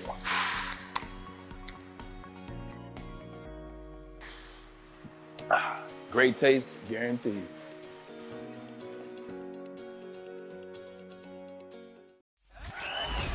We are the network for Detroit by Detroiters. Welcome to the Woodward Sports Network. What up, though, everybody, and welcome back to the Woodward Heavyweights live on WoodwardSports.com. Make sure you like and share the stream. If you're listening on an audio platform, please leave us a 5-star review. It means a lot. And we just got done talking about the coaching situation with the Detroit Pistons and what's going on. Monty Williams out in Phoenix, and that leaves a pretty big gaping hole there in the West. And I'll tell you right now, I'm sick of this shit. I'm not going to entertain it anymore. Tom Izzo is not going to the fucking Suns. I don't care if Matt Ishbia is the owner. Tom Izzo will not be the coach of the Phoenix Suns. Tom Izzo will not be the coach of any team other than the Michigan State Spartans. He's chasing number 2. If he's not coaching MSU, he is going to retire, first of all. And second of all, his class coming in is fucking ridiculous. He's not just going to leave that behind to go coach the Suns. He could have coached Braun like 10 years ago and said no. And thirdly, his coaching style is not suitable for a modern NBA. It is not great. He's not going to be able to yell at people on the sidelines and get the same reaction as he would on impressionable college-age students. So just stop with the Tom Izzo to the Sun shit. It's not fucking happening. Now, after I got that off my chest, like, come on. That is awesome. I understand. I get it. Like, oh, the owner played for Izzo. Izzo's always no, it's not fucking happening. Just stop. Secondly, the Detroit Pistons, we know tomorrow the NBA draft lottery is happening. Do they get Wemby? Do they get Wemby? Hopefully they get Wemby. It's not going to fucking happen. I've already accepted it. They're not getting Wemby. He's going to the Spurs. Will they get top 3 is the true question. If they don't get top 3, fucking nightmare scenario for everyone. What's the move? What's the move for the Pistons if they don't get a top 3 pick in this draft? I mean, you think if they don't get a top 3 pick, which as Detroit fans we all better brace for happening because that's just what happens with Detroit sports. I first off think they should try to trade back 100%, whether that be for a superstar, more picks, whatever it is. I just don't think whatever you're going to get 3 through 7 is worth it. At the spot you're taking, because after 3 there's no real perfect fit for the Pistons, especially position-wise. I say you trade back. If you were going to go and take a prospect, the one that I like the most was probably Greg Jackson. He's a 6'9" slasher out of South Carolina. He's the youngest player in this class, so that gives you kind of that Duren option. And just with the prospects there, he's honestly probably the best fit. Yeah. Chris, what happens if the Pistons don't get a top 3 pick and I cry? Well, I mean, there's a 59.9% chance they get 4 or 5. Shut up. That's just the statistics, which means 41.1% chance they get top 3. You're the statistics. Come on, bro. What are we doing? Likely. But a guy I really like, he wouldn't be in the 4 or 5 range, but Anthony Black is a guy I really like. I mean, the dude, like, I feel like his ceiling is Mikal Bridges level. Great two-way wing, shows a little bit of handling, shows a little bit of understanding the pick and roll, shoots well from the three. I really like this kid, and I think he's somebody that the Pistons should target. But as far as trading back goes, it's not like the NFL, man. You don't really trade back in the NBA draft, especially when you're a young team like Detroit and you're in the stage where you just need as many young, talented players as possible, as much boom or bust potential as possible, because you need to evaluate. You're 17 wins. Like, you need a lot of help. You need a star. You need a lot of things. So don't trade out. At 4 or 5, worst case scenario, you evaluate the prospects, and then you take the best prospect, the prospect you feel. And at the end of the day, this is what we're sold on with Troy Weaver, right? Is his drafting ability. And I said this earlier in the offseason. I said that Troy Weaver has a lot at stake, especially because of that 2020 draft class. He has to prove to us that his key talent is draft evaluation. And so if you're at 4 or 5, it's not consensus. There's no clear-cut pick. So you have to nail that pick at 4 or 5 if that's where you end up. I don't think you trade back at all. Yeah. JB, what happens? Nightmare scenario tomorrow. Pistons get the 4th pick in the NBA draft. That's the worst nightmare we could ever have. But I agree with Chris. This isn't like the NFL draft. If you sit here and trade back, you're not going to find those gems, those, diamond work chip type of guys that are just going to, turn out to be superstars in a year or a year and a half, something like that. So I kind of agree with Lucas. I'm trading that pick. If I'm 4 or 5 right there, I am aggressively picking up the phone and being like, hey, do you like any of these guys that's in the top 10 right now? Because if you do, here, my pick is available and open to you, but I'm going to want a little bit of a haul for that as well, too. Yeah, if the Pistons were to trade back, I would really prefer it to be for players, not for more picks. Yeah.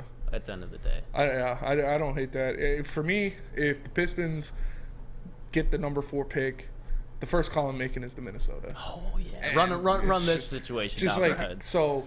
Anthony Edwards, obviously one of the best young players in the NBA, has proven, multiple times he doesn't like his teammates. He doesn't like the situation that he's in Minnesota. He's fighting with Karl Anthony Towns.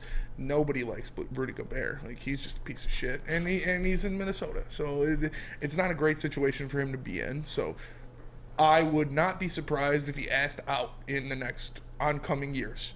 And I understand, like, Minnesota, they're not a great franchise, but they have to feel that that's coming and know the amount of shit they gave up for Rudy Gobert, shit's not working out. Yep. That situation in Minnesota, how it's constructed right now, will never work out. And so I'm picking up the phone and saying, I'll give you 4 first-round draft picks, including the one this year. Anybody on this team not named Stewart or not named Ivy, Cade, or Duran, take them all. What do you want? I'll literally give you 7 players and 4 picks. Give me Anthony Edwards. Anthony Edwards is so filthy. Like, it's just. Obviously, that would be a long shot, but that's what I'm doing. It doesn't have to be to Minnesota for Anthony Edwards. That would be my dream scenario because I love him as a player and what he could bring to this team. But I'm calling around teams. And seeing, who's got Phoenix. what. Seeing who's got what. Phoenix, yeah. You just lost your coach. Chris Paul's going to Taiwan. Ayton sucks. KD's leaving. Give me D-Book. No, like, it's... And Booner, shut up, Booner. Booner in the Woodward Sports chat says they're getting rid of Cat and keeping Ant. Most likely. If they get rid of Cat, Anthony Edwards is gone. If you get rid of Cat and you leave him Anthony Gobert, Edwards and Rudy Gobert, he's requesting a trade the next day. Like, this is not the age of the NBA where it's like, oh, we can hold on to these guys. They're loyal. They'll be with. No, if an NBA player doesn't like the situation they're in, they're walking up to the front office saying, "You're trading me." Like, I don't give a fuck what happens. You're trading me. Yeah. So I'm jumping on that early if I'm the Pistons. I'm all for trading. Sorry. And I'm Troy Weaver. I'm calling him like, hey, let's be real here. You guys know he's got 1 foot out the door anyways. He's eating Popeyes. Cat doesn't like it. You guys got that stupid Frenchman you just gave 5 first-round picks for. It's 12 degrees outside in the middle of spring. Do you want to completely ruin your franchise forever by letting him walk away? Or we'll give you a nice little haul here. We'll give you some pieces. Give you Bogey. That's I'll give you Bogey. I'll give you Bogey, Stewart, and 4 first-round picks for Anthony Edwards. And Killian, just for our sake. Yeah, just throw it in there. I'd do it immediately. Just get him gone. I'd do it immediately. A realistic name you could target with the 4th or 5th pick would be Mikal Bridges. I like that. I like that too. In Brooklyn. I think that's a guy that Obviously, he's a much lower tier than Anthony Edwards, but is still a top 40 player probably in the NBA or around that range. So having a player like that in a team that is looking to rebuild and has a ton of wings anyways, I would explore something around Mikal Bridges. I think that's the kind of level that best case scenario you could land with a 4 or 5. Now, if you get 2 or 3 and you call about Anthony Edwards, I think you have a much more viable discussion. I'd still do it. Yeah, I'd still do it. I would still be willing to have that discussion. I don't think ultimately Minnesota is there yet. They're not at that crossroad yet. But if they were, I think it would take a prospect the level of Scoot or Brandon Miller, like a certified blue chip. If I get 2, I'm making the call. 100%. If I get anything but 1, I'm making the call. Clippers a good one too. Yeah. For who? You get Paul George, maybe I don't Kawhi. want Paul George. A little I don't older. want Kawhi. These guys are, But I'm telling you. How about our friends in the You know Detroit I love Knicks? Paul George. Maybe you can convince him to part ways with like Emmanuel Quickly, or I mean, he's not my favorite player, but Julius Randle. No, no. You know, ew. Yeah. We saw what he could do. I need a Jalen 3. Brunson? I need a guy Or who can play Jalen 3. Like, I like the Mikal Bridges one a lot. Yeah. It's Where if do you- I where would get he if I fit get in? anything under than 1, if I get 2 or 3, I'm calling Minnesota. If I get under 3, I'd probably call Brooklyn. Where would Mikal fit in? He'd be your starting 3 immediately. Yeah. Think so? Oh yeah. and your I'm best trying to think. I defender. feel like he's kind of small, but I could be tweaking. No, he's a 6'8", I 3. believe. Yeah. No, I'm saying like Oh yeah, no, but still, he can guard. He was Yeah. runner-up for Defensive Player of the Year. Facts, You know, yeah. like 2 votes for All NBA. 2 votes for All NBA. He's been balling since yeah, he he's got to been going Brooklyn. crazy. Like, He loves Brooklyn though, low key. it's a nightmare scenario for sure. A nightmare scenario for sure. I wouldn't want. It's hard to say I don't want Kawhi Leonard or Paul George, but like those guys can't play a full season in the NBA anymore. Not They even. both don't fit. I'm just saying, if we get 4, the timeline. Mikal Bridges is something that I like. I didn't think about that. That could be something. You get 4. It makes You call up Brooklyn. They need to blow it up. Like Yeah, they're not exactly. going to be shit next year anyways. They should have blown it up even more at the end of the deadline. They should have got rid of Cam Johnson and Mikal Bridges before the deadline last year. So yeah. see how that goes. But I don't hate it. We'll see. These are all good areas. But the players after the top 3 in this draft, there's, like you guys said, there's nobody that's just like, oh, it's definitely gonna be him. Yeah. And do you trust Troy Weaver to make the decision of bringing in the guy that'll be there? Because we've seen when it's not really a slam dunk pick for Troy Weaver, like a Jaden Ivey or Cade Cunningham, gets a little dicey. Duran wasn't slam dunk. I mean, I think he was. Duran was the best center in the draft, not named Chet. Like, and he was there, and that was a position of need. So I had Duran on my board. That was a good pick, but Killian Hayes, you look at that. That's just such an You underwhelming look one. at his later first round picks, not great.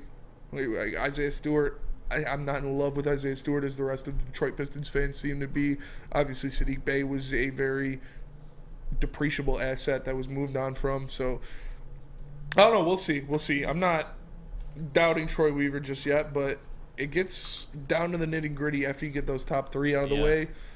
It can go anyway. Just pray for Wemby so Troy Weaver can finally be at peace with his centers. He can have Duran, he can have Stewart, he can have Wemby, and he can just stop taking centers. Yeah, stop taking all of these guys. Stop taking the kind of picks of the litter. But it is what it is. We'll see. I mean, obviously I want us to get the first round pick, but I just can't see a world where it happens.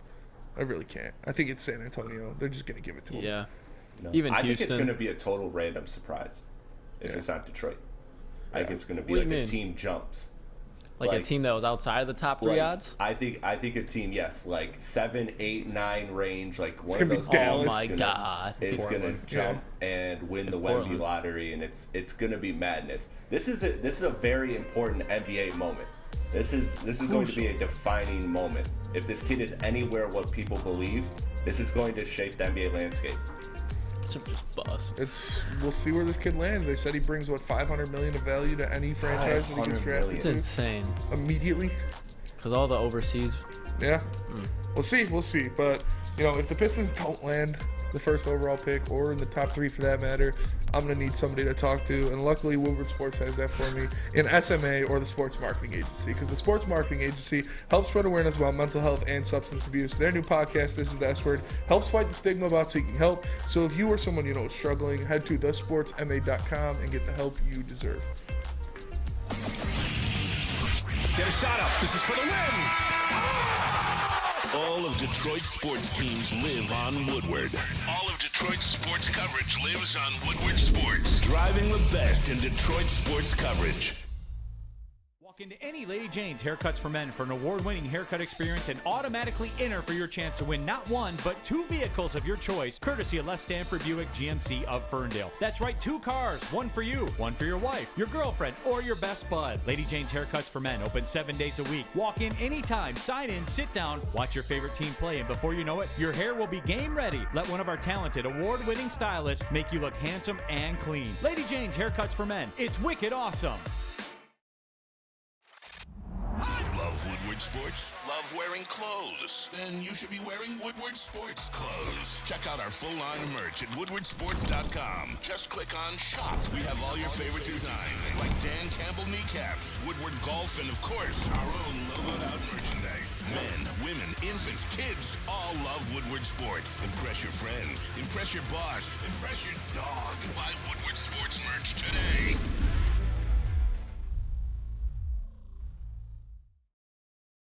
What up, though, everybody, and welcome back to the Woodward Heavyweights live on WoodwardSports.com. I am Spencer Raxter. That is Lucas Klotz. We have Chris Platty in the TD booth, JB Smooth on the ones and twos, and Matt Broder in the Maz chair. Eazy hates the show and just quit, so he's never coming back. But we appreciate you guys. He'll be back tomorrow. He's just keeping the seat warm. He's taking care of his seed. So I understand. We're gonna go pivot back to some football. Let's go. For a little bit. This is what we love to talk Because about. I saw this list like right before we came on, and I was taken aback. I'm not gonna lie, Really because is. Mike Clay, dweeb, Mike Clay ranked the Lions cornerback room 23rd in the NFL. Disrespectful. Big. 23rd in the NFL, and there it is. There's a whole list. I'm not gonna read them all to you. I got it. Shut up. But the 3 teams above the Lions are the Tennessee Titans, the Jacksonville Jaguars, and the New York Giants. And the 2 teams under the Lions are the San Francisco 49ers and the Baltimore Ravens. This is just baffling. I don't understand that. He's got Miami number 1, which makes sense. Yep. Jets at 2, Eagles at 3, Packers at 4. I get it because they're deep. They got Jair Stokes and can't think of the other one. Who's the one that they got from Atlanta like 2 years ago, and he balled out for him in the playoffs? Rasul Douglas. Yeah, Rasul Douglas. They're solid. I always forget about him. They're solid. And I will say that this is not including safeties. This is just strictly cornerbacks. But still, they didn't have Chauncey Gardner-Johnson on the list for the Lions cornerbacks, which he's going to be playing nickelback. Like that, he's going to be a cornerback on this team. But even without that, you played collegiate football. You played the cornerback position. Is there any way that the Lions should be 23rd on this list? I can understand why they're low because you just haven't seen these guys together. But the one that threw me through the loophole the most was the Tennessee fucking Titans, who gave up the most passing yards last year. And it's just, I get it. Emmanuel Mosley tore his Achilles. Cam Sutton's now joining a new team. But we've seen Jerry Jacobs be solid. Yes. I'm trying to think. You have Fulton for the Titans, and that's about it. You go, and this is a top 15 unit. And when you talk about the secondary as a whole with the safeties, I think by the end of the year, not only is the secondary going to be top 10, but the cornerback room is going to be looked at as a top 10 secondary, or cornerback room, I should say. It's baffling. I don't understand on many levels. Yeah. Because all these guys are physical corners too. It's not like they're zone corners who just rely on reading the quarterback's eyes. Like, no, these dudes get in your fucking grill. It baffles me again. It does. Every time I think there's something new that pisses me off about it, but is what it is. I don't really It's understand Mike it Clay. either. I don't really understand it either. I like, first of all, to leave Chauncey Gardner-Johnson off that list where you know he's going to be playing quarterback. And Brian Branch. Like, he's I don't gonna be even know if he had playing Brian nickelback. Branch on They there. did not have Brian Branch on there. It doesn't make sense to me at all. I'm really confused by this. And Broder, I know you haven't seen the whole team out there just yet, but we all know the improvements that they've made to this defensive backfield, and explicitly the cornerback position. Yeah. Like, does this sit well with you? Can you think of No. any reason why they should be 23rd on this list? No, this is trash. Like, I don't even... The Commanders? I don't understand it at all. I get a couple of teams at the top, I understand, Yeah. but this was our most improved unit, and I think it's not just most improved. Like it's significantly improved, like to the top of the NFL. Oh yeah. Like I think, obviously C.J. Gardner-Johnson should be added. Even Brian Branch, they've got rookies on here. You throw those guys in, they're a top 10. You know, and maybe for real they're top 15. But like, I feel like they have top 10 ability. 23rd. It's a very ignorant list. It's a very ignorant list. Very ignorant. It's way too early lists. This is way too early list. Like, and to just do cornerback room, like, what are you not like? What are you secondary, doing? like Bro? they don't work hand in hand with each other. It's. I'm pretty sure he had the Seahawks like pretty low too. Yeah. Like the Seahawks just drafted Devin Witherspoon, and they had Tariq Woolen last year, who in my opinion was the best corner last year. I think he was better than Sauce Gardner. So the fact they weren't even, were they even top 10? He's got the Seahawks at 17, behind the Patriots, the Jack Commanders, Jones, and the Buccaneers. One more time. It's disgusting. Yeah, and the Texans, like I get they have Derek Stingley and Jalen Petrie, but those dudes are both rookies and have done nowhere near what Cam Sutton has done in this How do you league. look at a threesome of Tariq Woolen, Devon Witherspoon, and Kobe Bryant and put them at 17? Nah. Even the Bengals, bro. Like, what is Awuzie? Like, he's a solid corner. Don't get me wrong. Yeah. But what is he really like? What have any of these guys like? It's baffling. It is baffling. Too many wavelengths to me. You're putting Cam Sutton's old team ahead of the Lions. Yeah, who so you lose Cam Sutton and you got gain Patrick Joey Peterson. Porter, who's a rookie. Right. And they got better. Nah, not buying it. Like it's almost like besides Minkah Fitzpatrick, They have Joey Porter Jr. listed as fourth. Who did they? On their depth chart? He's got Patrick Peterson, Levi Wallace, Chandon Sullivan, and then Joey Porter. Doesn't Jr. know. And this doesn't include Minkah Fitzpatrick. The This fact doesn't that he include Houston puts safety. the fact that he puts Patrick Peterson at a #1 corner spot. Like, in my opinion, I think Levi Wallace is a better corner for him at this point, and I'm sure 50% of NFL fans don't even know who the fuck Levi Wallace is. Yeah. Do you think the Chiefs should be top 10? That's the other one I was looking the at. Chiefs Like, at number 8, what are we doing like Jerry here? Sneed and Trent McDuffie are pretty good. but- Trent McDuffie didn't even play like half of the season last year. Tre'Davious, the same thing with him. Yeah. He's just playing with balls at this point. He's just trying to get people mad. At least we're learning worked. there's It someone worked. named DiCaprio Boodle on the Kansas City Chiefs. Hell yeah. DiCaprio Boodle. Isn't that a Yo Gotti song about that boodle? It's just booty. Shake that boodle? Yeah, I think know, that's but it sounds like you're saying boodle. I think it's a Black Youngster song. Black actually. Youngster? I think so. I could be wrong though. I know. Chris, you're the man for this. Is it Black Youngster? Yeah. That boodle. It sounds like you're saying boodle. Yeah, his music videos are lit. Boodle. Girl, I want to see you twerk. Make that big booty twerk. But this is pretty. Like I said, the top 3 make sense. Miami, New York, Philly. Like you can't argue much of that. Green Bay at 4. Where were the Saints at? I didn't even think about them. The They should Saints be somewhat are high. 13. They should be top 10. Yeah. I think Dallas should be over Green Bay. Trayvon Diggs, Stephon Gilmore, Deron Bland. Oh, I forgot they got Gilmore. Yeah, 100%. Yeah. Oh my God. I think the Chargers should be top 5. Yeah. J.C. Jackson, Asante Samuel, Michael Davis. Michael Davis is a dog too. Yeah. He's a slept on one. Asante Samuel is going to be a top 10 corner in the league probably the next 2 to 3 years. This is filthy. It's This just is gross. ugly. This is ugly. This is just an ugly list. This is ugly. He's got the Lions secondary at 23 and the Bears at 26. Or the Lions cornerbacks at 23 and the Bears at 26. I couldn't. You have Jalen Johnson. He's got the Falcons under the Bears. They have AJ Terrell and Jeff Okudah. Yeah, and Mike Hughes. I know they're not. And Clark Phillips the third. Dude, CP3's a dog. I don't know what the Who do you think? fuck So is take going that in reality. If you had to go off the top of the head, it doesn't have to be in order. But if you could name off your top 10 secondaries, or even we can do like top 8 or whatever. What number? Secondaries or cornerbacks? We'll do secondaries as a whole, so we Okay. can be sober about this thinking. We're not going to Yes. act like they don't depend on each other. Yes. So if you were to have your top 10 secondaries, if off the bat, Well, I'd say Miami. Yep. Is definitely up there. Philly. Dallas. Chargers. Broncos. Where are the Broncos at on that? Broncos list? are at 10. That's fair because Broncos are still at it's 10. low, but Yeah. What about Bloody Fingers? Sauce, Yeah. the Jets. Yeah, Jets- DJ Reed's a dog for them too. Yeah, I don't really love their safety tandem though. But Yeah. DJ Reed and Sauce are very good.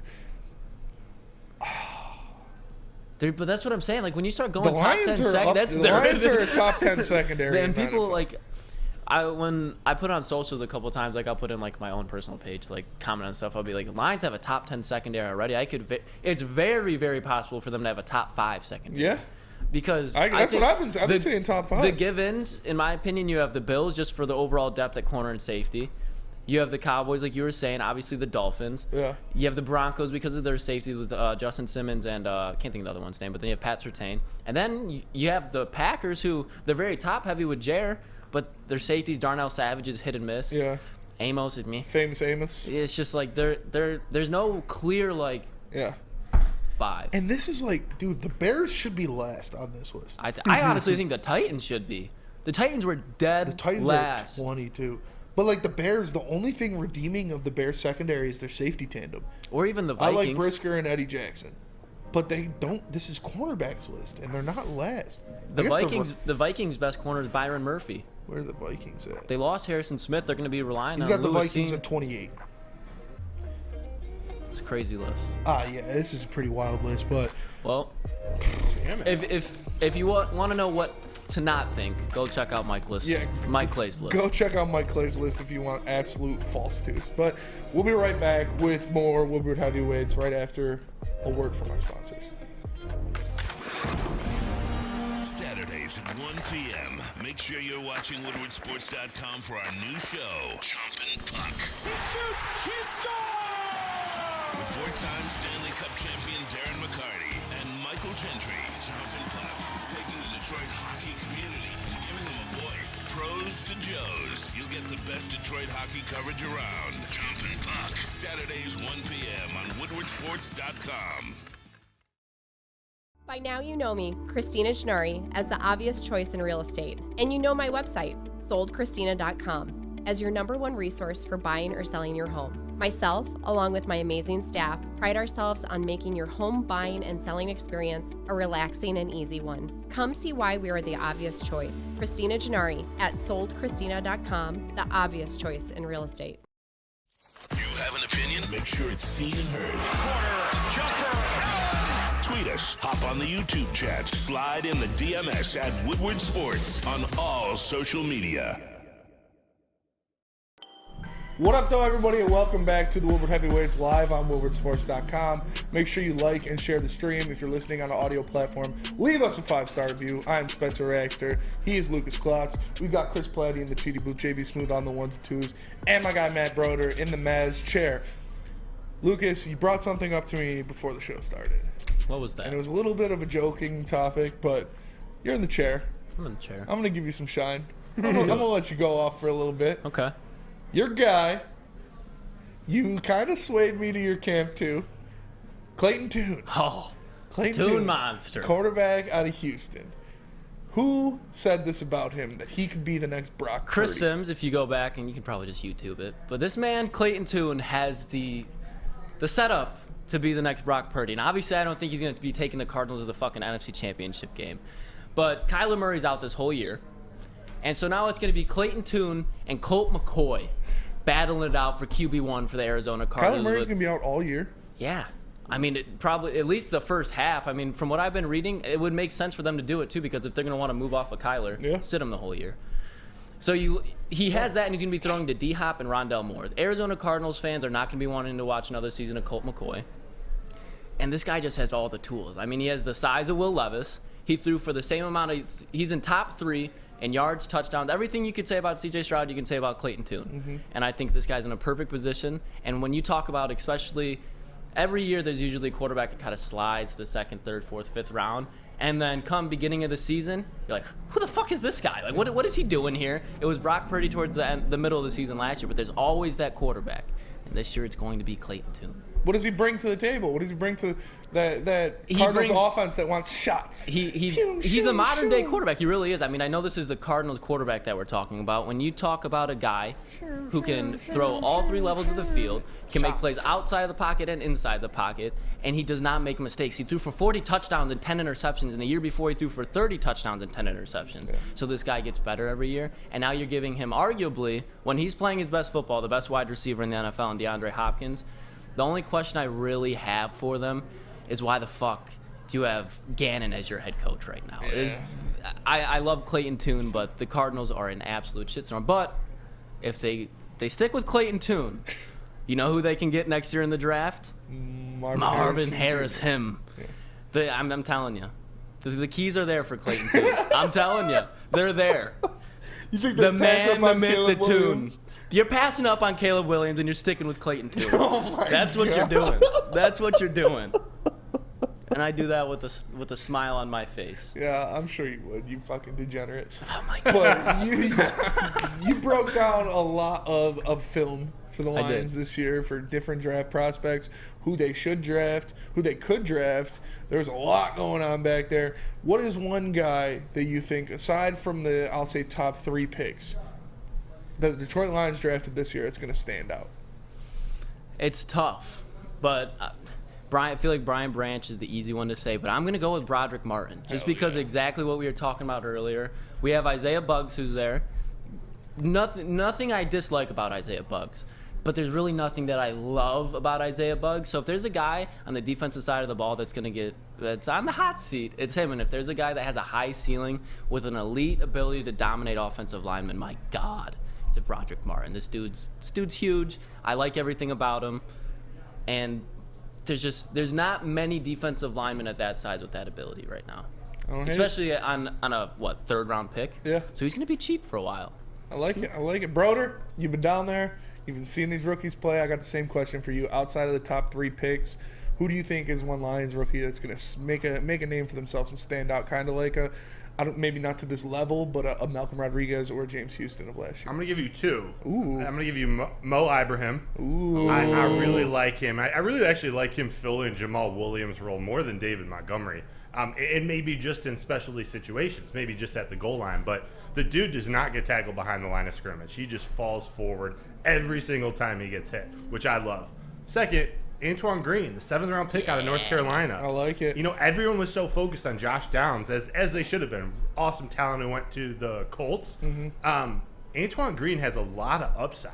I mean, especially when you look at J-Mo being on the first 6 weeks, he could be thrust into a role, a bigger role than he normally would have with J-Mo back. So he may just by virtue of getting some extra snaps, if he gets thrust into that role, it could be him. I like those 2. I like it. You know what I didn't think about? That I always forget he was on the team, and it's not even trying to be disrespectful. I could see him picking up like the Justin Jackson role. I always forget that Justin Jackson was on our team last year. He had a great Especially against year. the Vikings, he was crucial. I was honest to God, like when I saw Justin Jackson wearing 42 on the field, I was like, oh my God, just get. I don't want to look at this anymore. He was playing well. But yeah, he grew on me. Yeah. Every time I saw him on the field instead of Swift, I got angry. But so you said Mo Ibrahim.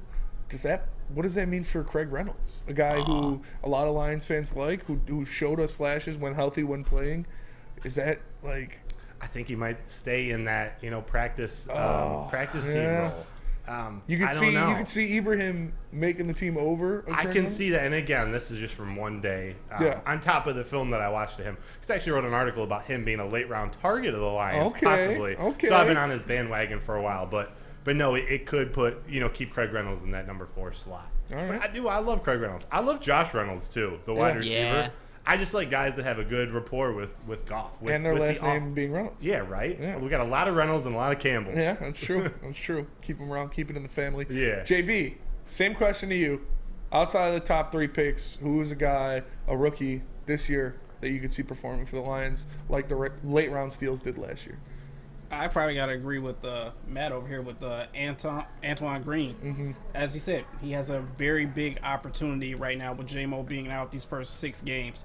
So you need to step in there and ball out, which I know he can do. Like, given from the small tape that we had seen from him at North Carolina, he has a big opportunity to showcase his skills here, and he's going to get every single opportunity he can to do that. So you just got to go out there and perform, man. Yeah, that was the voice of Jesus, played by Spike Lee, making the comments. We appreciate it. No, that's just saying, boss. I feel you, JB. Before we get out of here, Lucas, first of all, I appreciate you guys, Lucas and Matt Broder, filling in, helping us out with the show. We appreciate you having us. I let Broder do a shout out. Now you can do your own shout out. Where can the people find more Lucas hot takes? Me and Booner Sports Channel in the comments. We run our own show, Believe Me Later. film it usually once a week, and it'll be up. But we're definitely going to try to make it more consistent. So make sure you guys tune in when you can. And yeah, appreciate you having me. There it is. Appreciate you guys joining me. Appreciate all of you for listening. But that'll do it today for the Woodward Heavyweights live on woodwardsports.com. Again, make sure you like and share the stream. If you're listening on an audio platform, leave us a 5-star review because it does help out a lot. For the man to my left, the one and only Lucas Klotz, Chris Platty in the TD booth, JV Smooth on the ones and twos, my guy Matt Broder in the Maz chair. I am Spencer Raxter. We are the Heavyweights, and we'll catch you guys tomorrow. Peace.